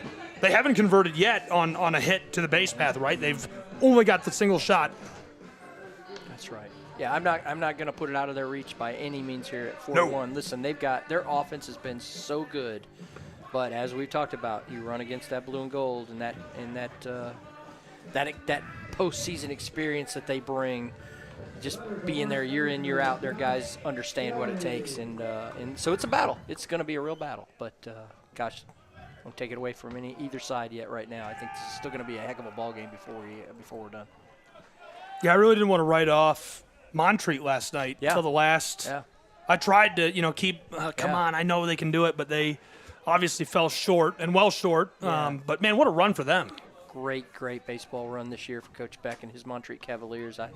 I think they were a little bit of a surprise of the tournament, and I don't think it really surprises people if you know what he's capable of doing and the kids he gets in over there at Montreat. So, yeah, what a good run. A great year. They won 34 games. Yeah. That's a really good season for them. Crazy. Gosh, no kidding. I felt so bad for Christian Zylstra. He was just sick. He wanted them to do well so bad. He's the sports information director over at Montreat and does a great job. Just a nice guy. Absolutely. Quickly 2-1 on the hitter.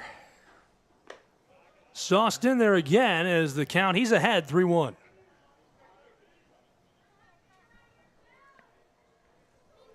Man, the Dogs ERA 180.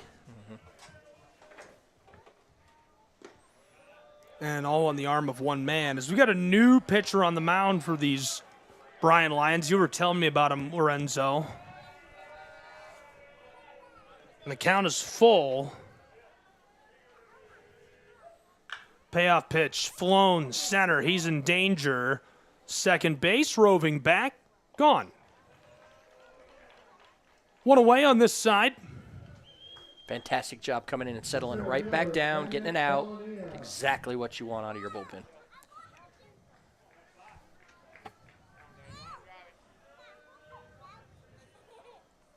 Gabe, you made a great earlier point talking about executing with runners on base, something that we haven't seen a ton for Bryan. They haven't had enough of those situations, but I mean, right now, 1 for 5 with runners on compared to 4 for 11 for Tennessee Wesleyan. We'll see how that progresses as the game goes on. Every small thing, small detail matters. The margins razor thin in the postseason. No one understands that better than the Bulldogs. That's right.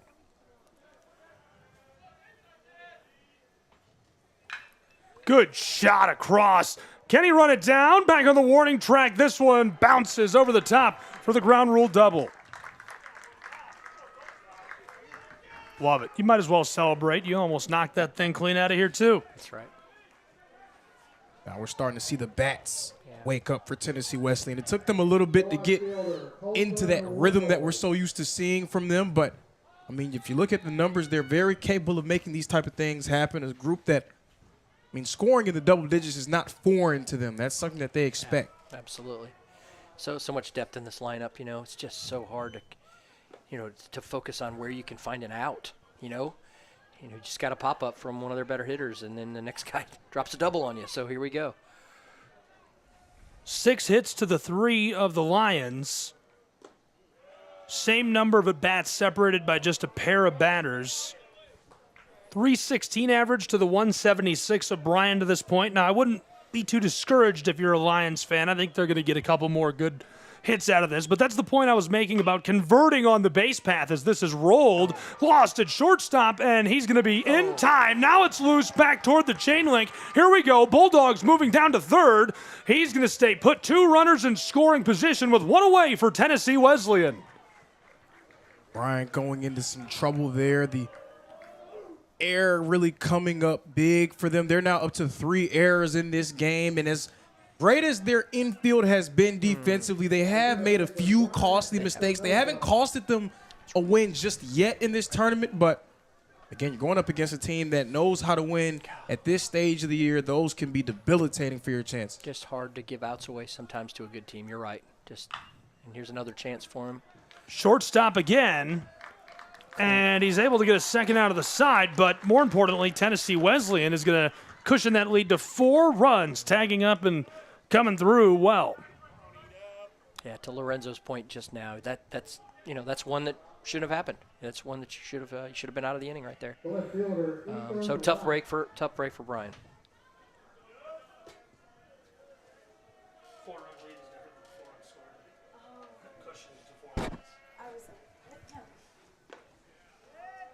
Tennessee Wesleyan leading 5-1, and so Lorenzo, seconds before crisis strikes, or Bryan says the bats are getting hot.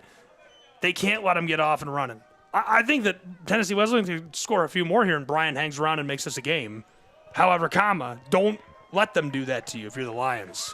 Yeah, you just really put yourself behind the 8 ball, and I mean, Tennessee Wesleyan, they've been so great all season long. And we saw them put up runs in a hurry. They had 9 runs really early against Montreat. They can just get into these rhythms offensively where it's just an avalanche. You don't know where you're going to be able to get that third out. That's right.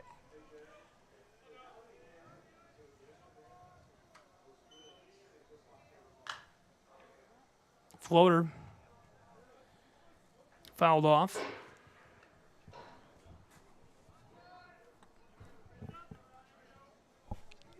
Bryan's already been on the wrong end of this. Shout out to Coach K. Appreciate the kind words. In trouble in center as second baseman. Nice play. Whoa! Nice play. Really, out there in the good. parking lot going for that to retire the side for Bryan College. 3 away, and it flips the inning. They score 3 runs and have a 4-run advantage against the Lions of BC.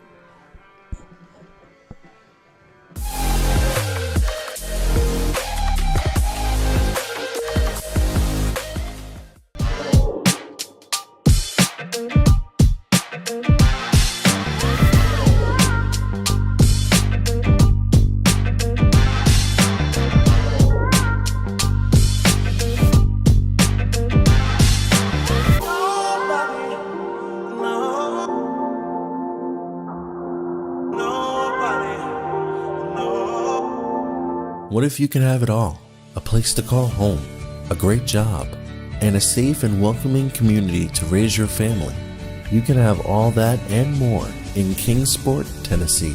For the past quarter century, Kingsport has been on a mission to reinvent itself as the first professionally planned and privately financed city of the 20th century. Kingsport has earned the nickname the Model City. From award-winning educational initiatives to business incubators to the surrounding natural beauty, Kingsport is just the right size to have the amenities you need without the traffic and crime of a larger city. With a vibrant downtown, great shopping and dining, and a thriving local economy, Kingsport is the perfect place to call home. Ready to start loving where you live? Choose Kingsport. Visit movetokingsport.com and discover all the reasons why this charming town is the perfect place to call.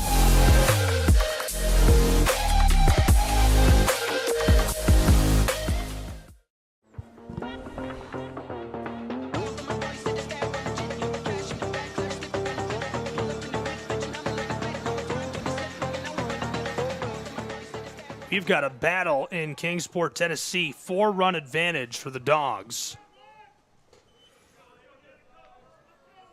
Lorenzo Brumley going to his 6th inning of work already. Wow. If you're a coach that can get that out of a guy who's not one of your normal everyday starters, you got to feel confident. It's almost like house money, so to speak. And at this point, you just let him go, see how long he can give you, especially with a 4-run cushion. Right. He'll kind of tell you when it's time to come out almost. When his arm, when he's getting tired, he'll let you know that. That's sort of the thing with these bullpen games. You never really know what you're going to get, but anytime you can get a guy to give you this long, it feels great. Yeah. Chopper controlled, flipped back. Nice play. 1 away. Great play out of there from first for Josh Shelley. Tennessee Wesleyan, they make up 3/4 of the infield spots in the Gold Glove winners. You can see that. You can see why. We talked about that when we came on today. Just they move around so well. They make some fabulous plays that probably they shouldn't make sometimes, and they make them look fairly routine. And then when you got a shortstop that can play like that, and then not to be lost that he just hit a ball about 435 feet to dead center field at this ballpark. And oddly enough, the one person in their infield who didn't get a Gold Glove was the shortstop, and he's probably been the most impressive one this week. A shot, drops that in, and it's going to be a base hit, a nice, clean single on board at first for the Lions. Your freshman of the year there with a really good swing, no doubt.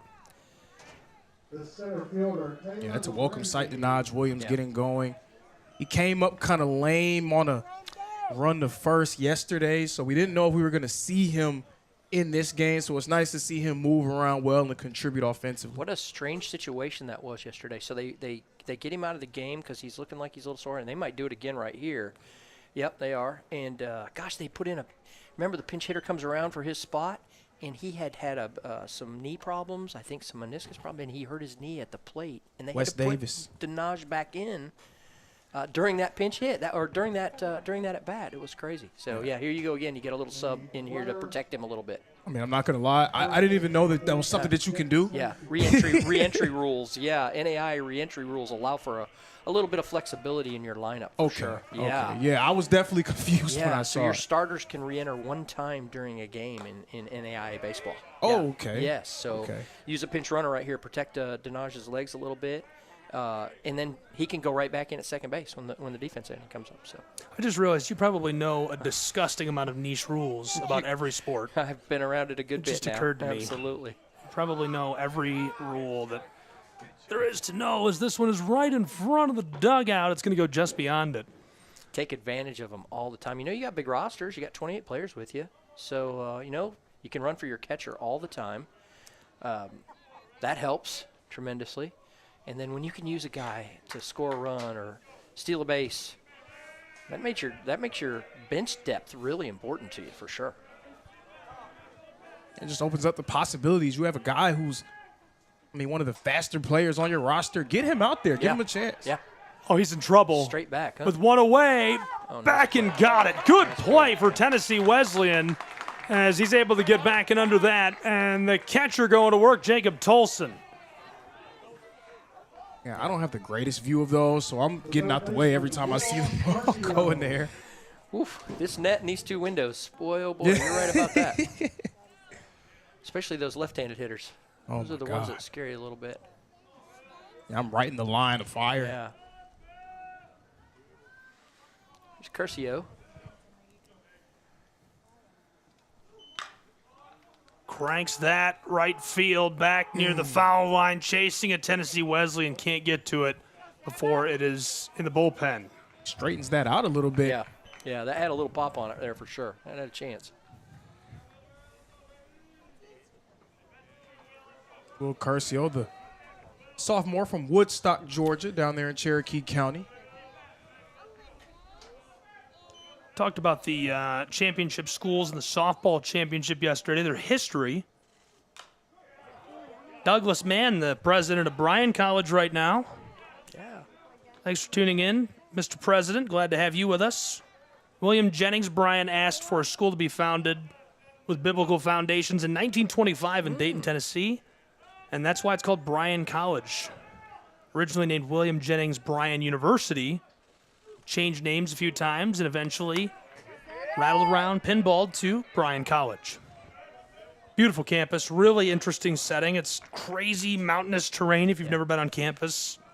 Definitely cool campus for sure. I've been there quite a few times now and have met with Dr. Mann a few times. So I'm glad he's with us right now. That's great.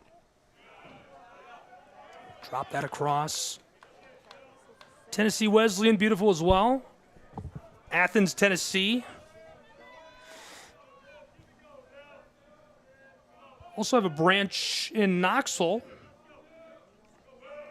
A lot of different great programs, founded in 1857. As this is going to be dropped through for the punch out, and that'll retire the side. That's a beautiful campus as well. Really, really cool location. Athens is a nice town. Yeah, we do. We have really nice campuses for sure. It's one of the pluses of all of our lovely small private institutions. A lot of Christian background there. It's good. What a great conference, right? AAC. Yeah, and people could go to the AAC website, aacsports.com, to learn more about the conference.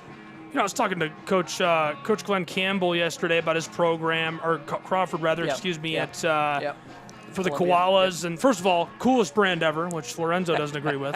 A little biased. That's a pretty cool brand. That's a pretty cool. I'm sorry. It is. That's a pretty cool brand. Yeah. The a lot koala. you can do with that. The purple color. They have a lot of differences from everybody else. They can stand out for sure, no doubt. Glenn's been a long friend, and I'm glad he's in the league with us as an AD. You know, he's my softball coach at Reinhardt for years, and we have a lot of history together. Good guy for sure. So one thing that he talked about, and I talked to Jay about this a little bit. He said, hey, go to aacsports.com to learn more about the conference. But, you know, he said, we have space on our rosters. Like, if you've got an athlete that can play at the collegiate level or is even just interested, reach out. Visit, gokoalas.com. How can interested athletes, young baseball players or athletes of any sport who are trying to get involved, looking for a place to land and say, hey, maybe the AAC is the place for me for a myriad of reasons, where do they get started? Yeah, I think exactly what you said. Go to the websites of the institutions. Go directly to the questionnaire. Send it. Get a coach on you. Let them have some information about you. Now, listen, that doesn't guarantee anything, but that's the start you need to make. And to talk to Glenn and Jay yesterday and hear that, yes, the one thing about NAI that's absolutely true is you got a little bit bigger rosters. You got your money spread out a little bit different as far as scholarships go. There's opportunities that may not be available at other institutions for you. But you have to initiate some contact. Listen, as many people there is out there to recruit now, you really have to kind of get yourself set apart somehow or another. And that set apart might be that I love the Bryan Lions or I love the Tennessee Wesleyan Bulldogs. And you've got to make them know that because they're looking for you, I promise you. And everybody is driven by enrollment and that enrollment revenue right now. So every kid they get's huge for all of our institutions.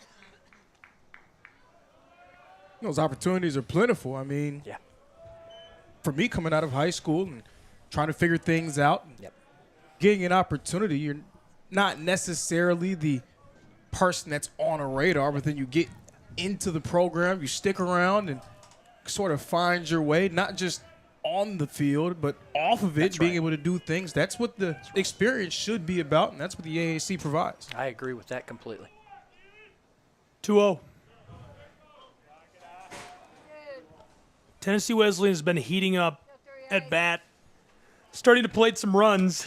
They've got 6 hits to the 4 of the Lions, who got a couple back, but 5 runs to their 1. And Bryan has now made 3 errors fielding the ball. That might be the difference right now in the game. The home run was huge for Wesleyan. But, yeah, that might be the difference right now. Hitting percentage has cooled off for Tennessee Wesleyan as he gets a hit on cue and on demand, but is cut down at first.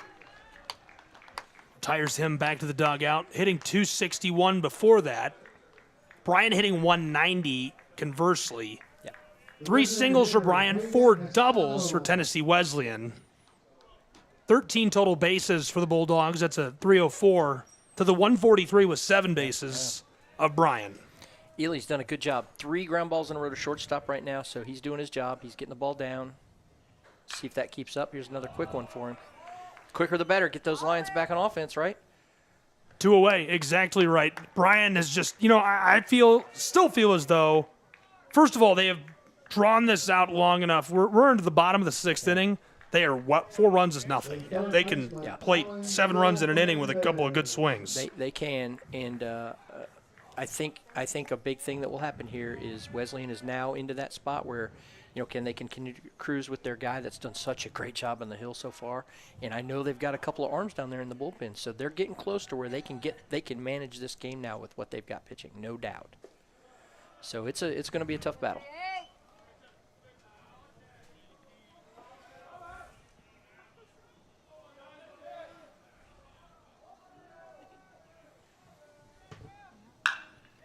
Bangs that and nice able play. to collect it in left field. Yep.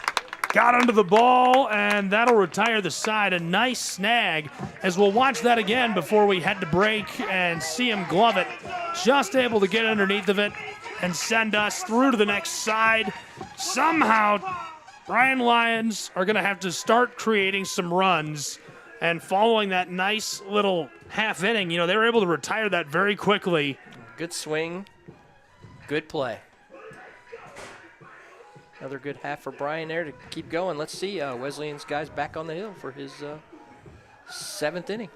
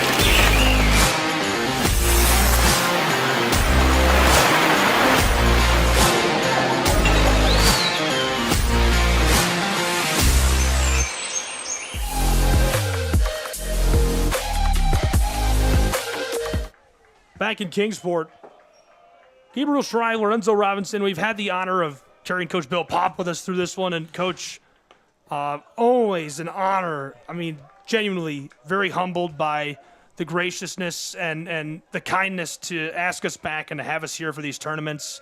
Can't thank you enough for the opportunity year in and year out. Absolutely pleasure to be a partner with you. I opened with it. You guys have made it better. You've made everything we do better. I can't say that enough. And, man, this was an absolute treat for me today. Holy cow, to be up here and talk about baseball and anytime see this baseball game. And, yeah. You tell me when the next game is we're doing together. Sounds like a plan. You guys have a good rest of the game. We'll see you. You'll see me on camera here in a few minutes for awards at the end of all this. There you go. I love it. Thank you, Take Coach. Care. Thanks a lot. Appreciate you. Lorenzo, take care. Thanks, guys. And that is the commissioner of the Appalachian Athletic Conference, Coach Bill Popp. He's a man. I'm just glad to have him with us. Oh, well, you know how I feel. He's the best. I could hang out with him. I've been telling people he looks effortlessly cool the way he just is always, hanging around. And he's just that guy. Knows ball, helps people out, makes life better for people. And, man, he's given me opportunity myself. So very, very grateful to be a good friend to him, be able to call him a mentor, and just a great guy. Floater. Some danger for the Lions as it's going to pinball over the top of the fence.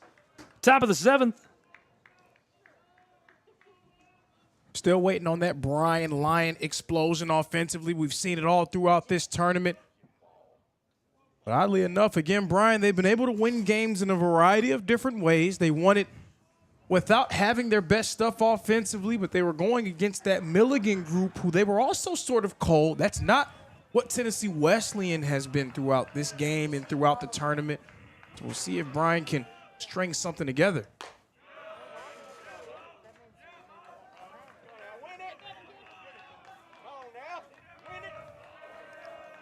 The count is full with no outs on this side.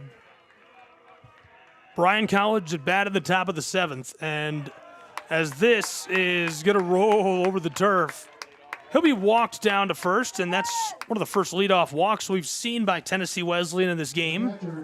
And a big opportunity for Bryan, who, you know, on paper, they've really only got 9 outs left to play with to win the championship, and they need to plate at least 4 runs to keep it going through 9. But you're not thinking about getting all 4 runs in one fell swoop. You're thinking about, let's just put a runner on base. Let's put a guy on base, see where we can go from there, see if we can move that runner over.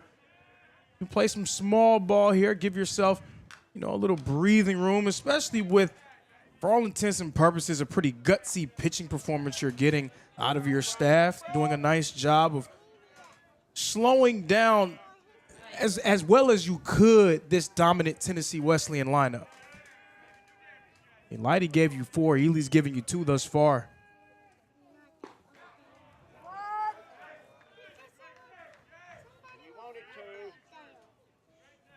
J-Ron Moore's first time he's been at the plate since his homer to left field in the top of the 5th. Man, that was a wild homer. He absolutely crushed that thing. 1-1 count is chopped foul by Morris, who's going to continue to take his cuts. Count rises to 1-2. Now, I'm glad that Coach Pop cleared that up, that the tournament champion and tournament runner-up, they both get an automatic bid into the tournament. So that's nice for Bryan that their tremendous week gets rewarded. See what the Tullahoma High School alum J-Ron Morris can do here. Gets a hold of that, flying to right field.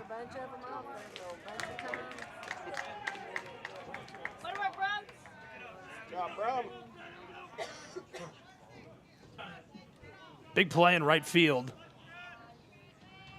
The left fielder, the superstar Colton Reynolds out there.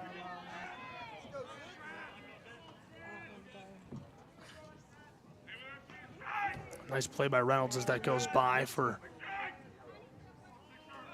first out. Lions do have a man at first. Halliday was walked on a full count. He's at first. Morris flied out seconds ago. Stradley at bat.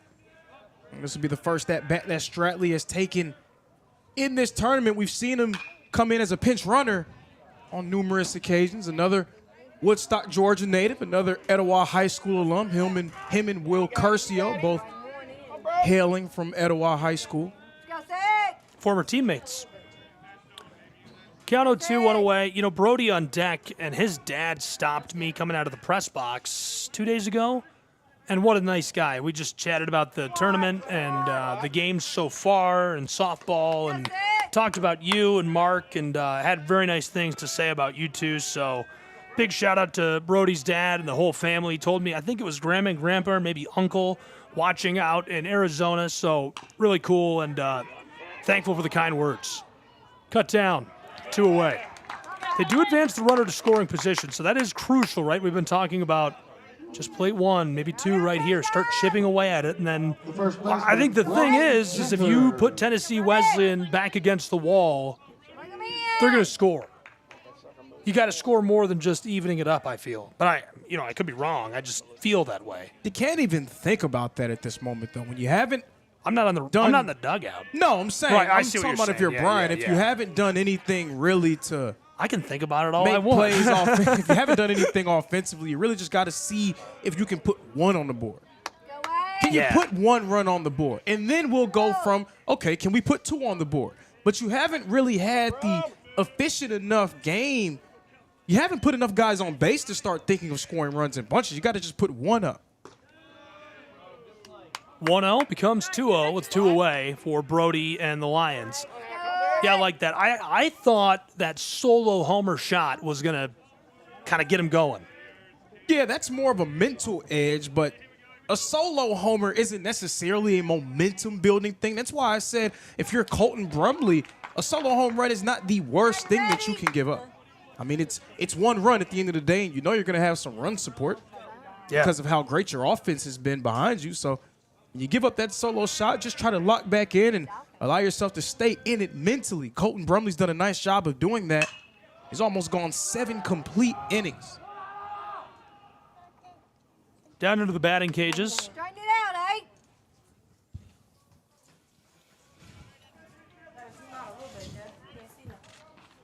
Credit to Brumley, most of his appearances coming out of the pen, but I mean, he's been phenomenal all season long. Whenever he's been out there sporting that 2.6 ERA, and just showing the depth of this pitching staff. Oh my God, straighten it out, Brody. Go, Brody, straighten it out, bud. Let's go. We've already seen a few of their starters, Tennessee Wesleyan, their 2 first-team all-conference starters, Justin Jackson, McGuire, Taylor. And then Cameron Gofar getting them a win as well. Bangs that one through to left field. A pinball hop. And coming home to score the run. Going to have a big play down at home plate as they do get that one through. Bryan College and the Lions able to get another back as it's a 3-run game in Kingsport. And I hope Brody Genter's family is watching. That was a major RBI single from him. Again, just see if you can score 1 run. Go from there. Now you score 1. Okay, let's see if we can get a real 2-out rally going. This is our 9-hole hitter, Cade Cook. Cook was so hot for them yesterday against Milligan. He had 2 hits in that game. And then potentially turn your way back to the top of the order.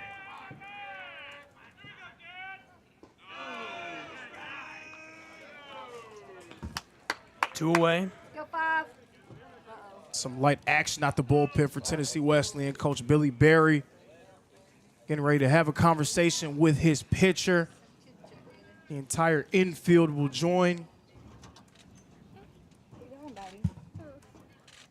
We'll see if this is a refocused conversation or if this is going to be a change made. It doesn't really seem like it's any real aggressive action out of that bullpen. Just light stretching going on. A few different guys on that bar getting their shoulders ready.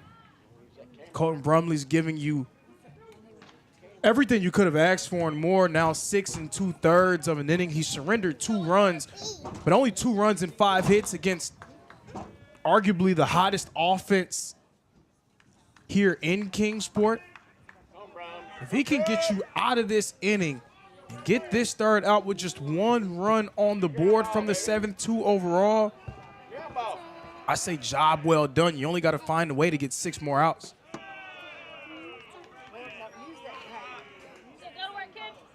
Two away.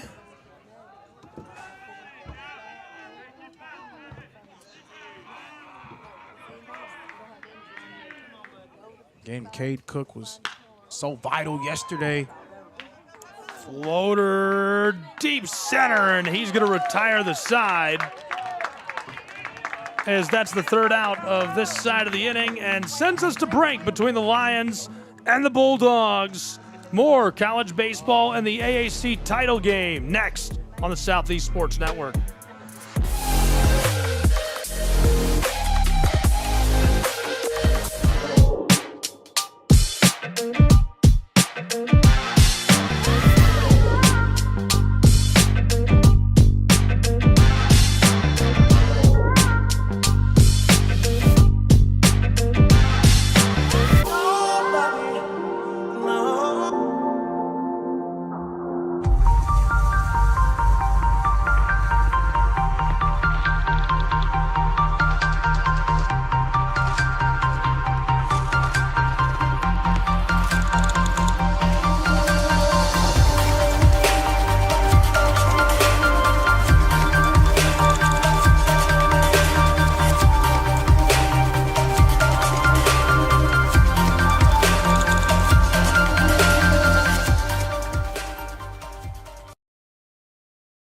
The Southeast Sports Network is now on Amazon Fire TV.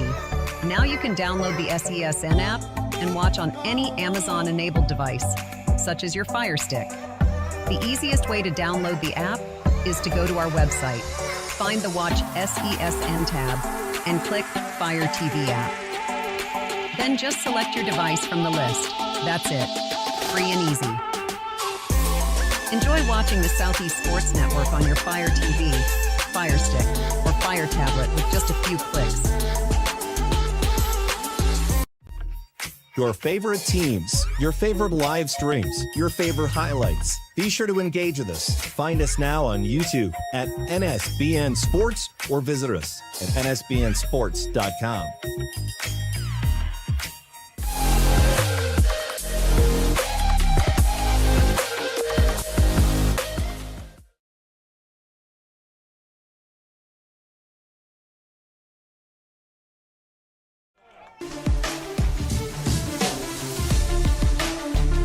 Look at the numbers so far between these two. Their overall records at the top. Their batting average, Tennessee Wesleyan still edging Bryan, but obviously got a couple of hits back their way.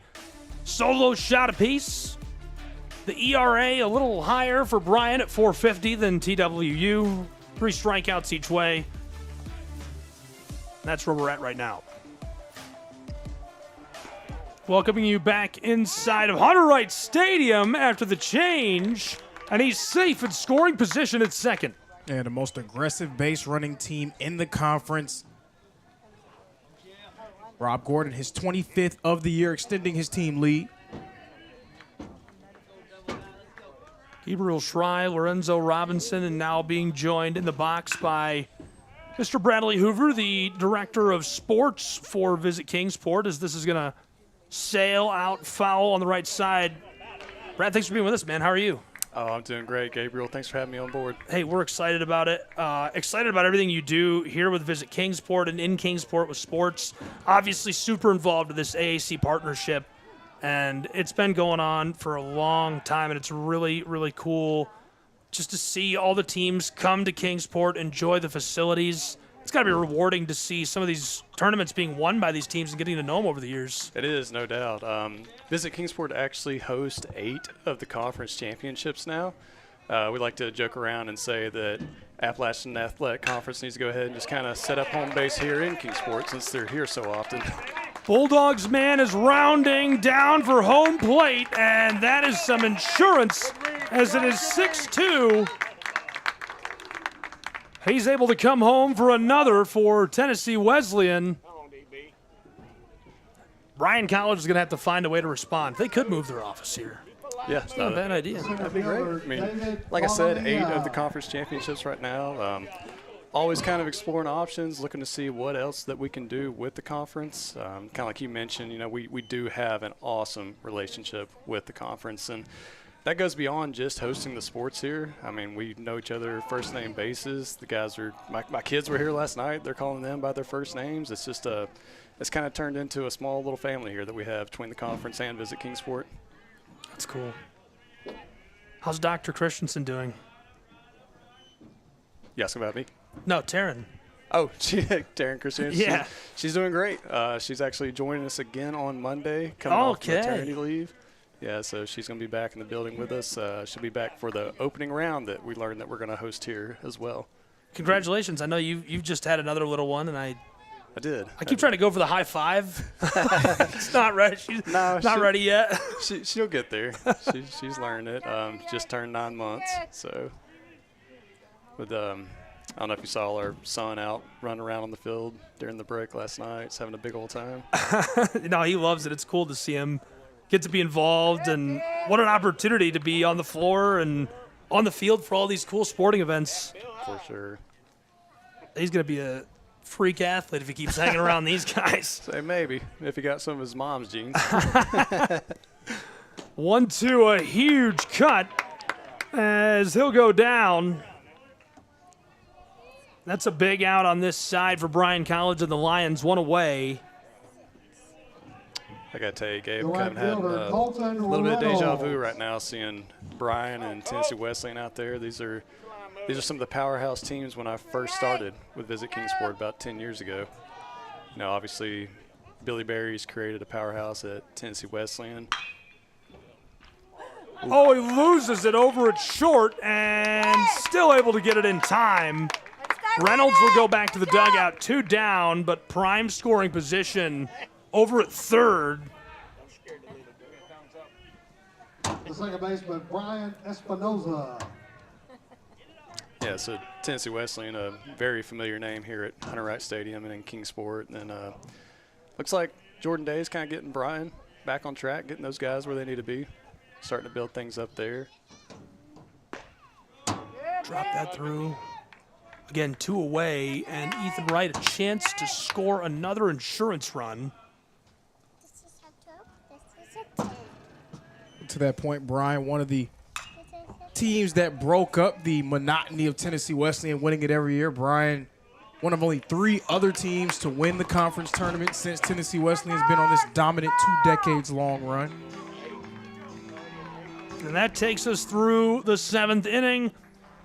And a couple more runs scored. Tennessee Wesleyan getting some insurance on the back end. Their advantage still 4 runs. Lions look to respond next.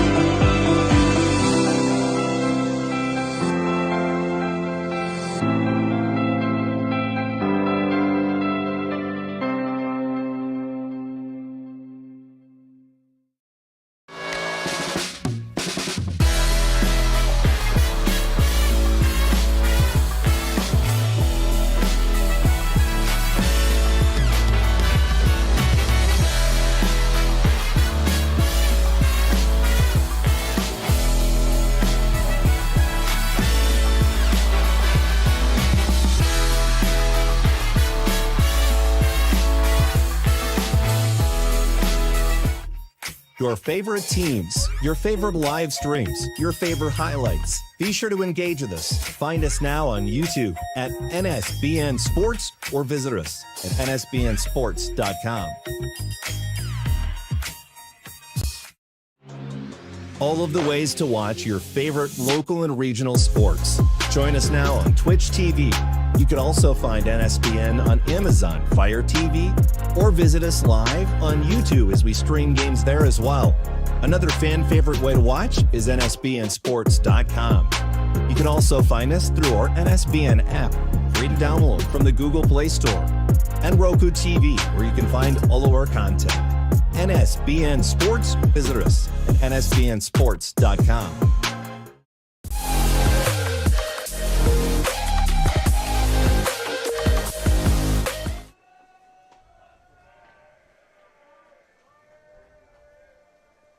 Campos leading off. Top of the 8th inning.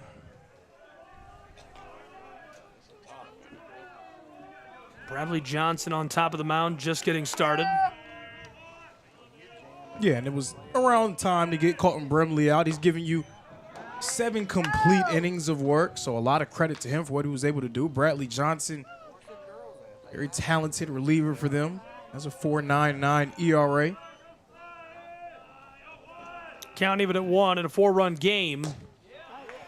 That's a good delivery. So much for even at 1. Strike 2. Johnson feels like he's got some heat on that arm, ready to go, coming in warmed up. He'll rock and fire the 1-2. And got him. 1 away on this side for Tennessee Wesleyan. And in the top of the 8th, they are now 5 outs away from securing the AAC title. You know why Tennessee Wesleyan has been so great? Coach Billy Berry, great coaching decision. You don't want to overexpose Brumley. He's already gone 3 times through the order for Bryan. Now they're turning the order back at the top here in the 8th inning. Go at a different arm, try to give him a different look, throw off their rhythm at the plate. Bradley Hoover with us here as well. We were talking about some of the events coming up over the summer in Kingsport and what Visit Kingsport has been up to. during the break, and man, you guys always have a full schedule. We really do. Things really crank up for us in the summertime. Here in a couple weeks, as I mentioned, that's coming up. This is it. That almost kills us as we dive out of the way and holy cow, somehow survive. That's pretty quick, Gabe. You still got it, man. Man, it'll get us next time. I hope not. This time it's Denaj Williams with attempted murder at the plate. It's always those lefties, man. Not again. Okay.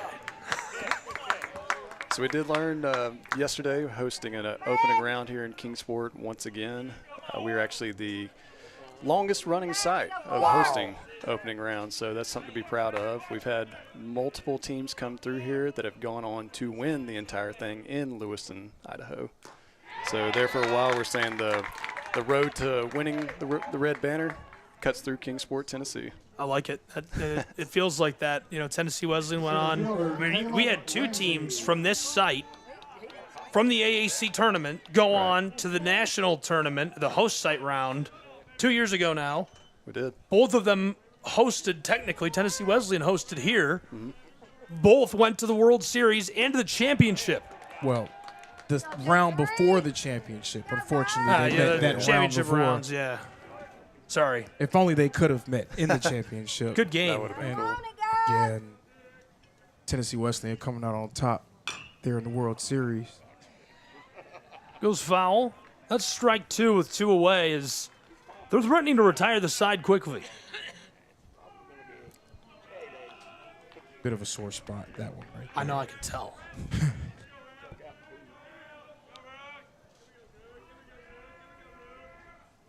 Man, the golf course was like a nightmare to get around today. Everybody out golfing because it's such a beautiful day. It is, especially coming out of some of the weather that we had earlier this week. I know you were over at the softball field with me. You saw a lot of that rain we had coming through.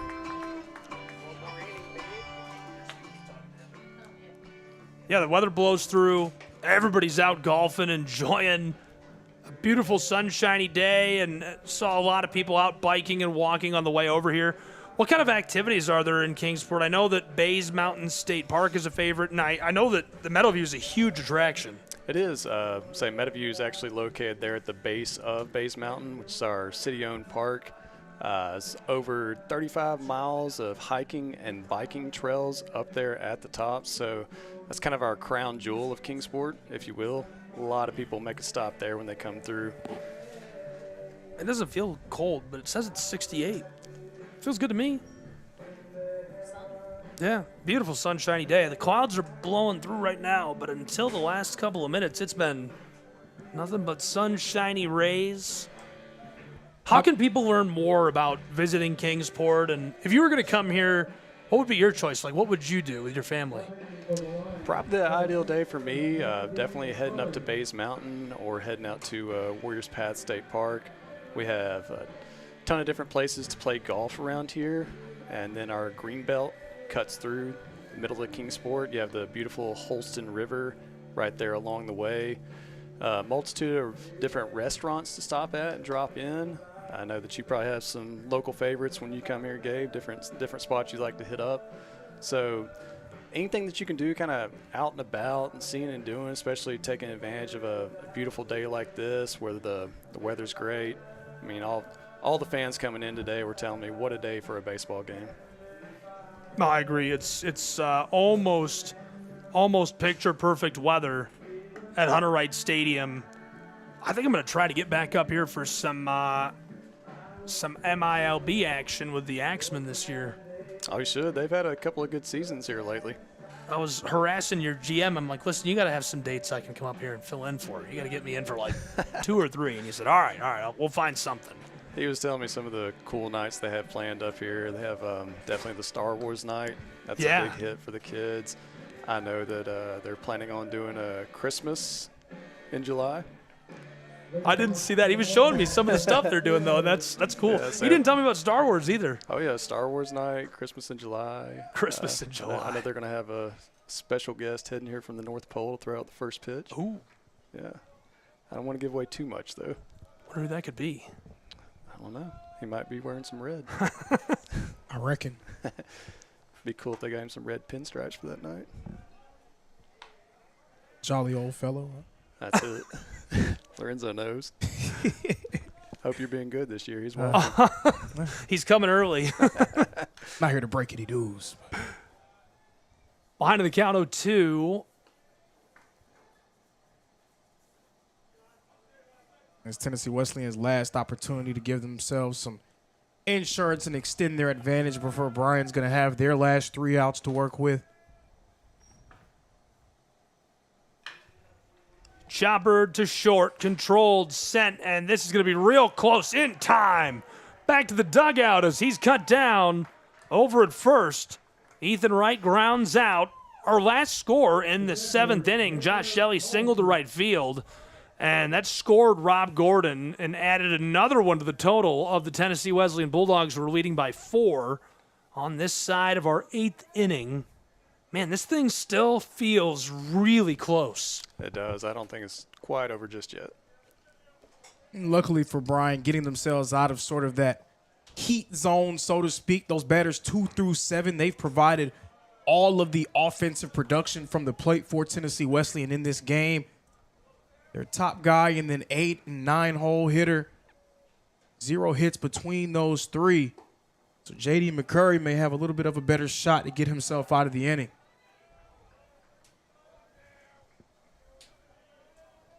Statistically, it's Jacob Tolson and Hagen Escoto. They've had great seasons, so they may be due to make something happen. Drop that across. You know what? I think I just remembered. I'm streaming this on my Twitter account, or X, or whatever it's called now. Twitter. Rolled through to second, controlled, and almost cut him down. He had to step off. He's safe at first with 1 away. Those are just the kind of small mistakes you cannot make. And Bryan's made a few of those throughout the week, but they've been so tight as a group defensively that it hasn't really affected them that much. But if you could poke holes in anything from Bryan's pitching staff, they've given some great performances over the course of the week, but something that we've seen come to fruition here, not just this week, but over the course of this year, not a whole lot of strikeouts from their pitching staff, and that's been consistent for them all season long.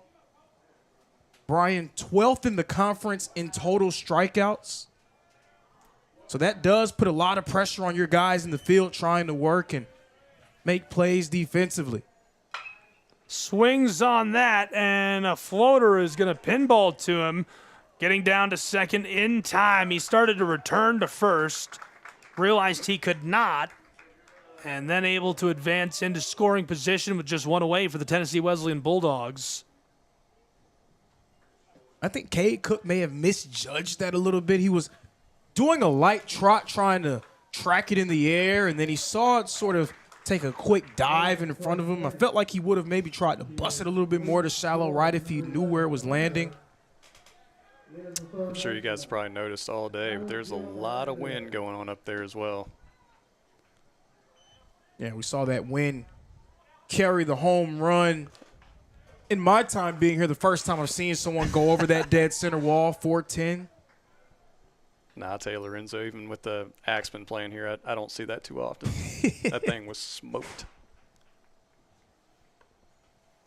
Right now, calm, but it has been more than just breezy. It's been gusty and windy, as you can see Old Glory getting tussled in the wind.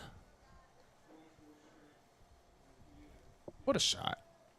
That's pretty beautiful. It's patriotic. Ball rolls through to center field. Here we go. 2 in scoring position for Tennessee Wesleyan, who is trying to pad that advantage in the late stages. Man, another mistake in the field by Bryan. The seam sort of coming unglued for them down the stretch. You haven't been that effective and efficient at the plate. The last thing you can afford to have happen is allowing Tennessee Wesleyan to bank in a little bit of insurance.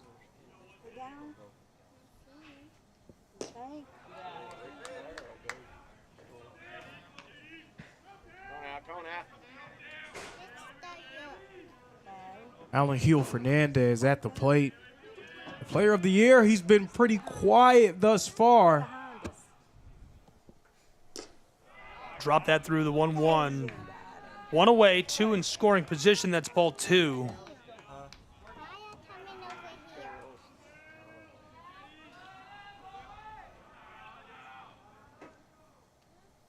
Rob Gordon on deck. McCurry rocks and fires the 2-1 that's fouled off. I was ready to dive on the floor again. This has been one of the worst games we have ever had broadcasting from this venue for almost being killed by foul balls. It's like 5 today. Holy cow. I'll probably say that you may be the bad luck because I've been here all week and we probably had I've been physically hit in the chest by one. Oh, how did that feel? Not good. Not great out of bracket. Not a good one. I'd It's less than imagine. ideal, actually. Yeah. A lot less than ideal. Yeah, it's not. It's not perfect. In ideal, we've got to put that in No. dictionary. Yeah. I wouldn't even recommend it at all. Yeah, highly unrecommended, really. I could think of a lot better ways to spend my Saturday.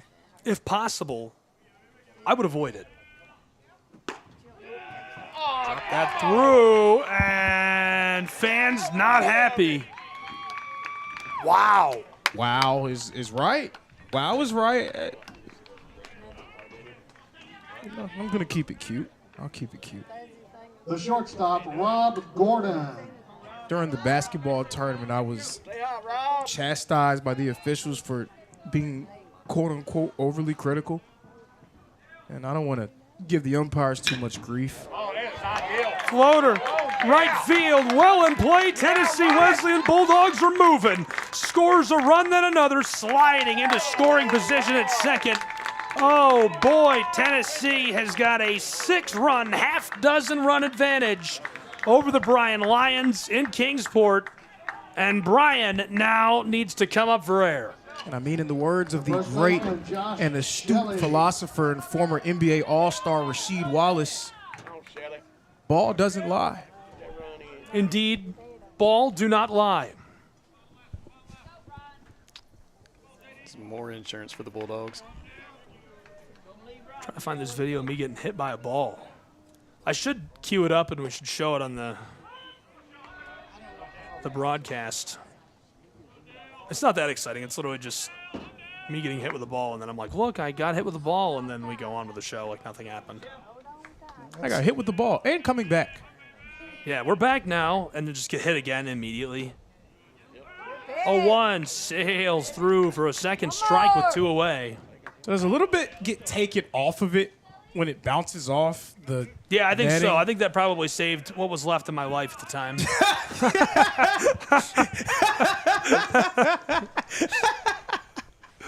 Now, you can't really see. I mean, you could kind of tell it. See, it goes right there, and then I'm right here, and it just goes through the window. And I had one of those monitors that we're using today in front of me, and it went right through the top of that and broke it and hit me in the chest. It was fine. It was fine. I did keep it.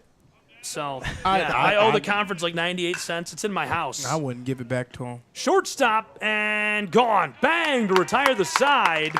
Bryan College needs to explode as we are flipping sides, and it's their final chance to claim an Appalachian Athletic Conference championship in Kingsport.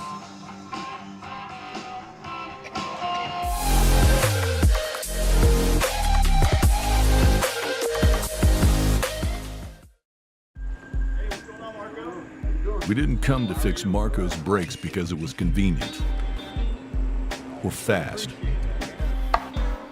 We did it because Marco has bigger fish to fry and a lot of hungry people to feed. Kraus Family Ford. Passion drives purpose.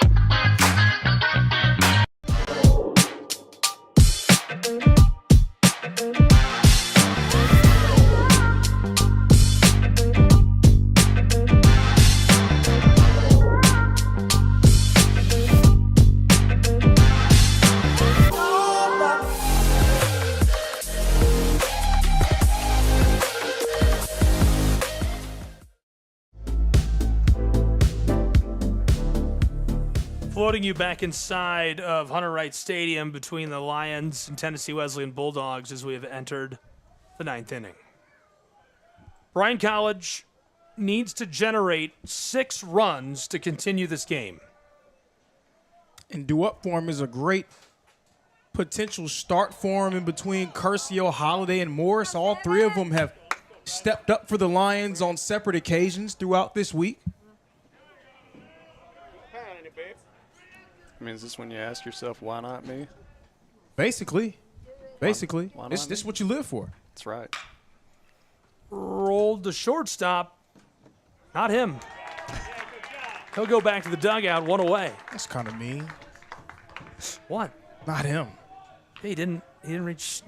He's not going to do it. He didn't reach. Morgan Halliday. It's not mean. A little bit.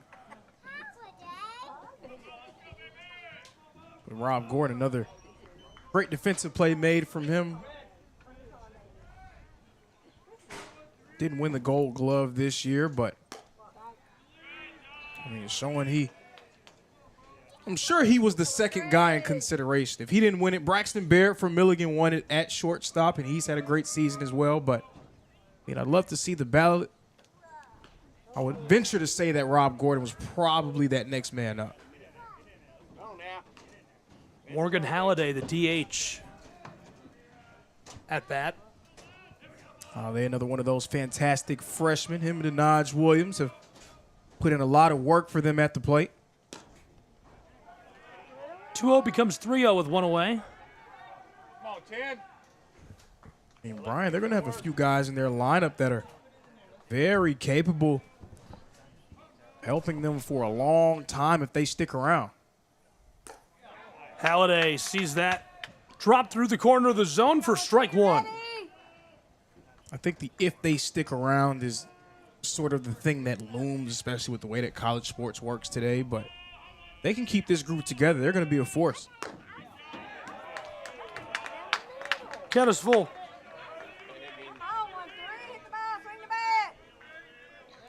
Time is running out for the Lions.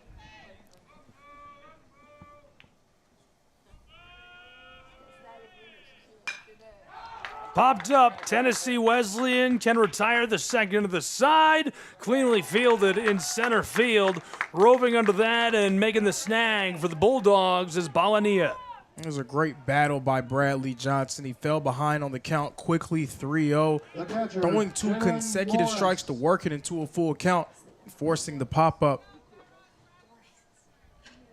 At this point, it may seem like the clock is getting ready to strike 12 on Cinderella.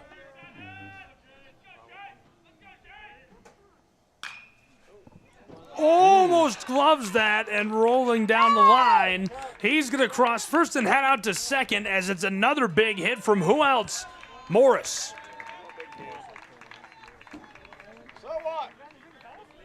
Morris, his second hit of the ball game. First team all-conference selection, and they're going to put in a pinch runner for him as well. Try to see if they can string something together and spark a rally. The batter, Logan Stradley at bat. He's 0 for 1. Logan Stradley.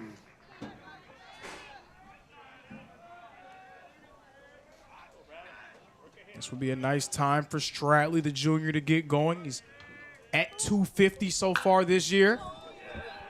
Popped up foul. Whew.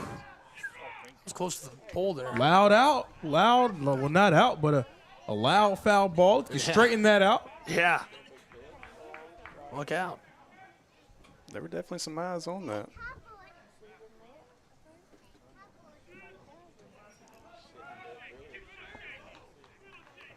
Let's go, 6. Do it again.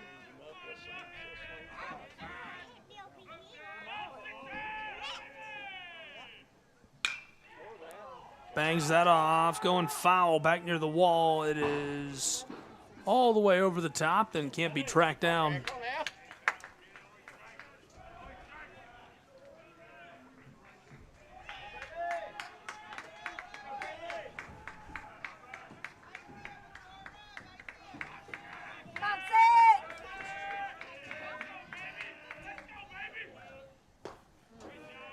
What's that going by for ball 1? down to their last strike, 2 away.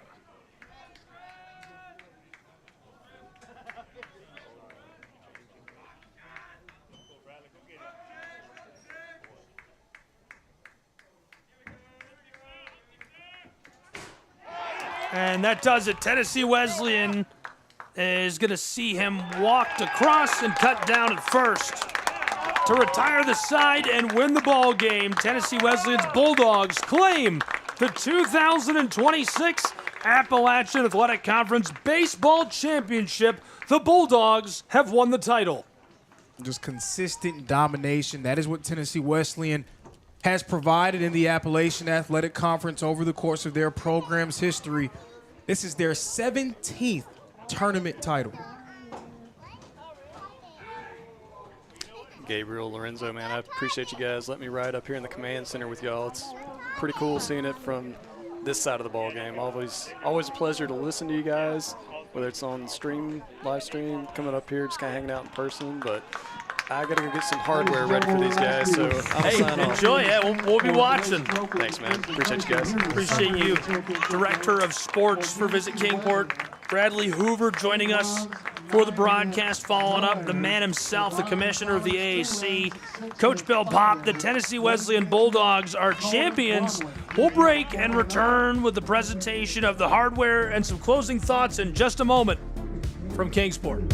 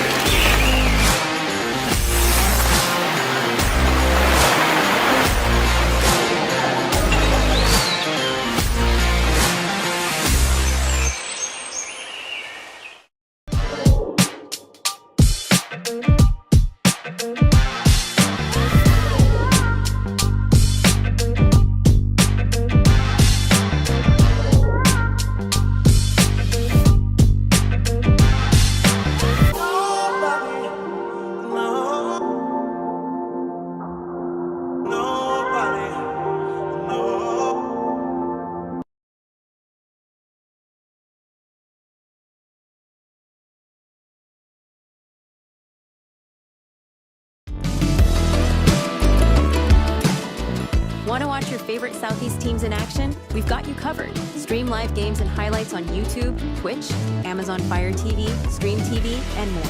For all the details, visit our How to Watch page at sesnsports.com. It's your one-stop guide to catching every play, every time, wherever you are. The Southeast Sports Network, bringing the game to you anytime, anywhere.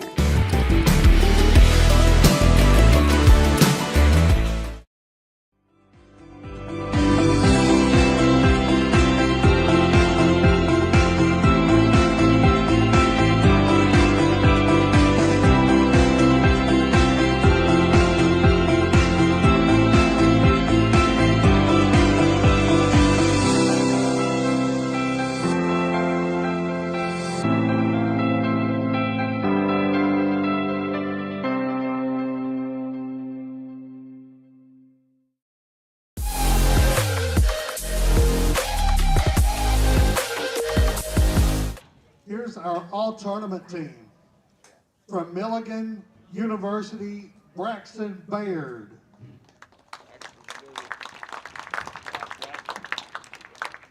From Reinhardt, Ty Panghorn.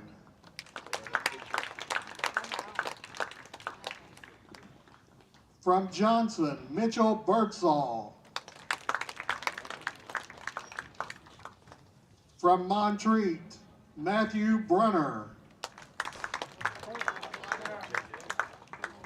From Bryan, Cyrus Campos.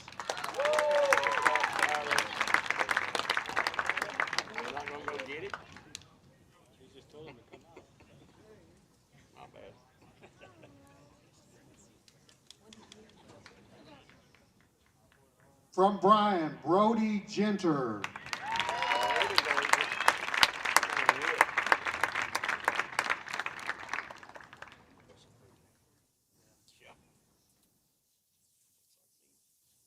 From Bryan, Tanner Everett.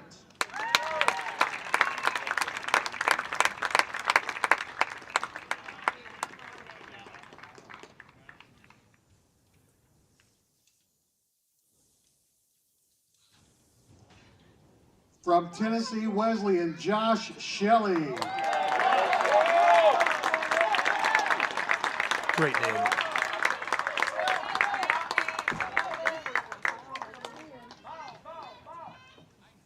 From Tennessee Wesleyan, David Bolania. Also, fantastic name. That's a fun one.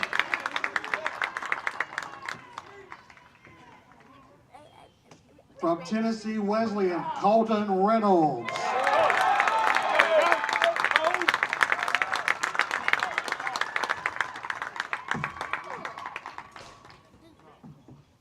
From Tennessee Wesleyan, Justin Jackson.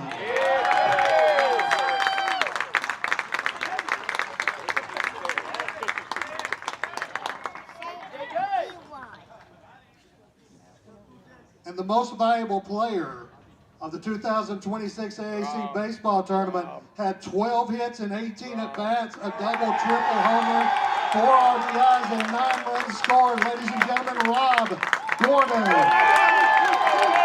Well deserved. Well deserved. Congratulations to Rob Gordon.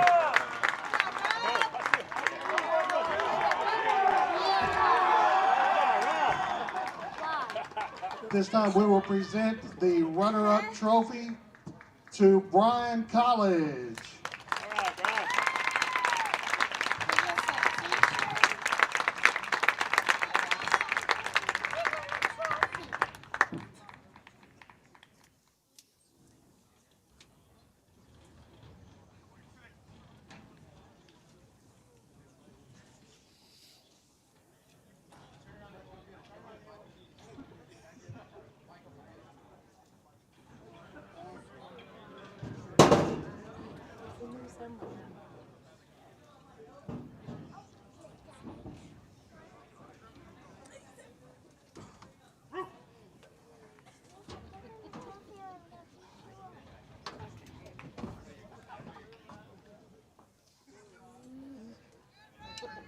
Congratulations, guys.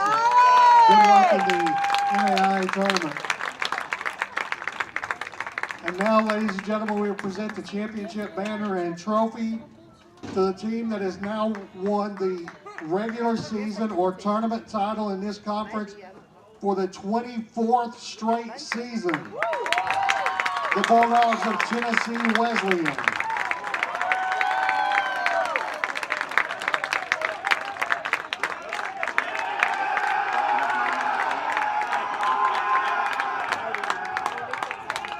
Congratulations to the Tennessee Wesleyan Bulldogs. They're going to get a final photo finish together. Great moment. We'll have a full recap of the tournament available on our socials and on the website. It'll be every single highlight play we posted throughout the week, end to end, with a sound bed under it. Encourage you to check that out. Be on the watch out for it at SCSN Sports on social. What a great week. There it is.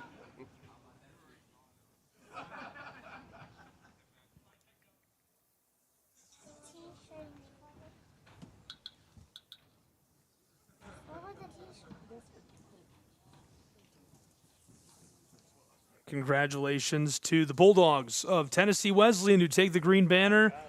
And it is national tournament time for these guys after a fantastic season. Lorenzo, some closing thoughts from you on the tournament as a whole and today's battle. And it's been some great action. Montreat, they had a great run getting all the way to the Friday night of the tournament. Bryan, of course, earning their way into the NAIA opening round. But Tennessee Wesleyan, I believe it's the 22nd year in a row that they've won either the conference regular season or tournament title. The dominance for the blue and gold continues. And that is your final score, 8-2. TWU hauls it in. They're going to throw on the green shirts and probably get another photo.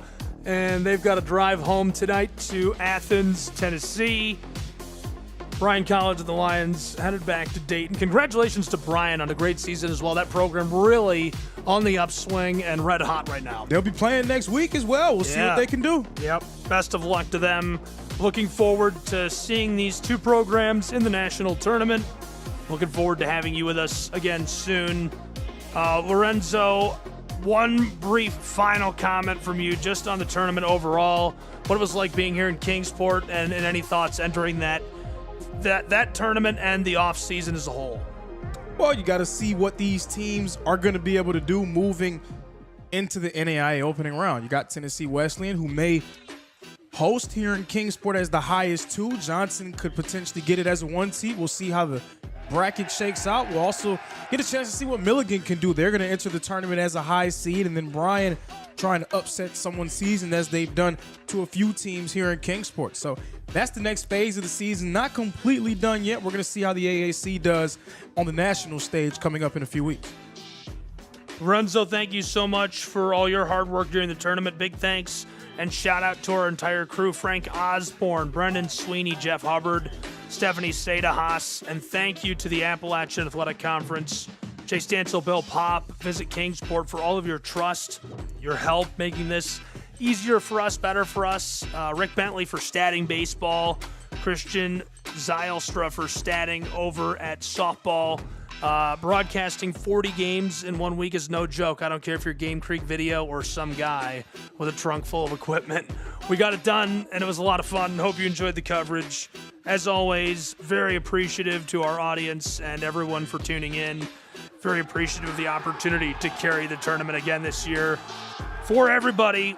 And appreciative of you as well. You deserve appreciation for all your hard work throughout this week and throughout the whole season, helping broadcast and bring AAC sports to life. So, Gabe, you deserve a lot of credit for that as well. It's an honor. I love the AAC. It's been really cool to be around, and really cool to see these guys have success. ADs, coaches, and of course the athletes, the boys and girls that play so hard, and looking forward to seeing what they do, making some noise nationally following this week. That's going to wrap up our coverage from Kingsport on the Southeast Sports Network. All games and events airing on our networks are broadcast live and are copyright material. Today's game will be archived and available for replay inside of the Apper platform where you viewed it. This has been a presentation of the Southeast Sports Network and Schrei Media. Again, your final score, 8-2. I'm Gabriel Schrei, signing off from Hunter Wright Stadium.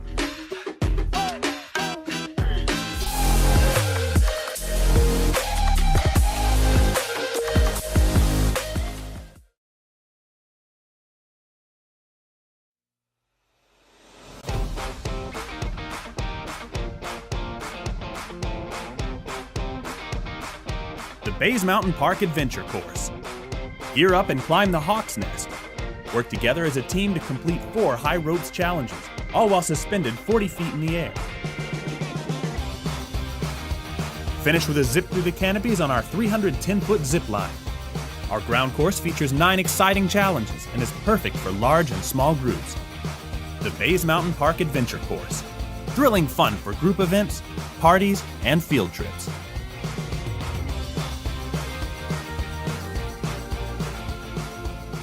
What if you can have it all? A place to call home, a great job, and a safe and welcoming community to raise your family. You can have all that and more in Kingsport, Tennessee. For the past quarter century, Kingsport has been on a mission to reinvent itself as the first professionally planned and privately financed city of the 20th century. Kingsport has earned the nickname the Model City. From award-winning educational initiatives to business incubators to the surrounding natural beauty, Kingsport is just the right size to have the amenities you need without the traffic and crime of a larger city. With a vibrant downtown, great shopping and dining, and a thriving local economy, Kingsport is the perfect place to call home. Ready to start loving where you live? Choose Kingsport. Visit movetokingsport.com and discover all the reasons why this charming town is the perfect place to call home.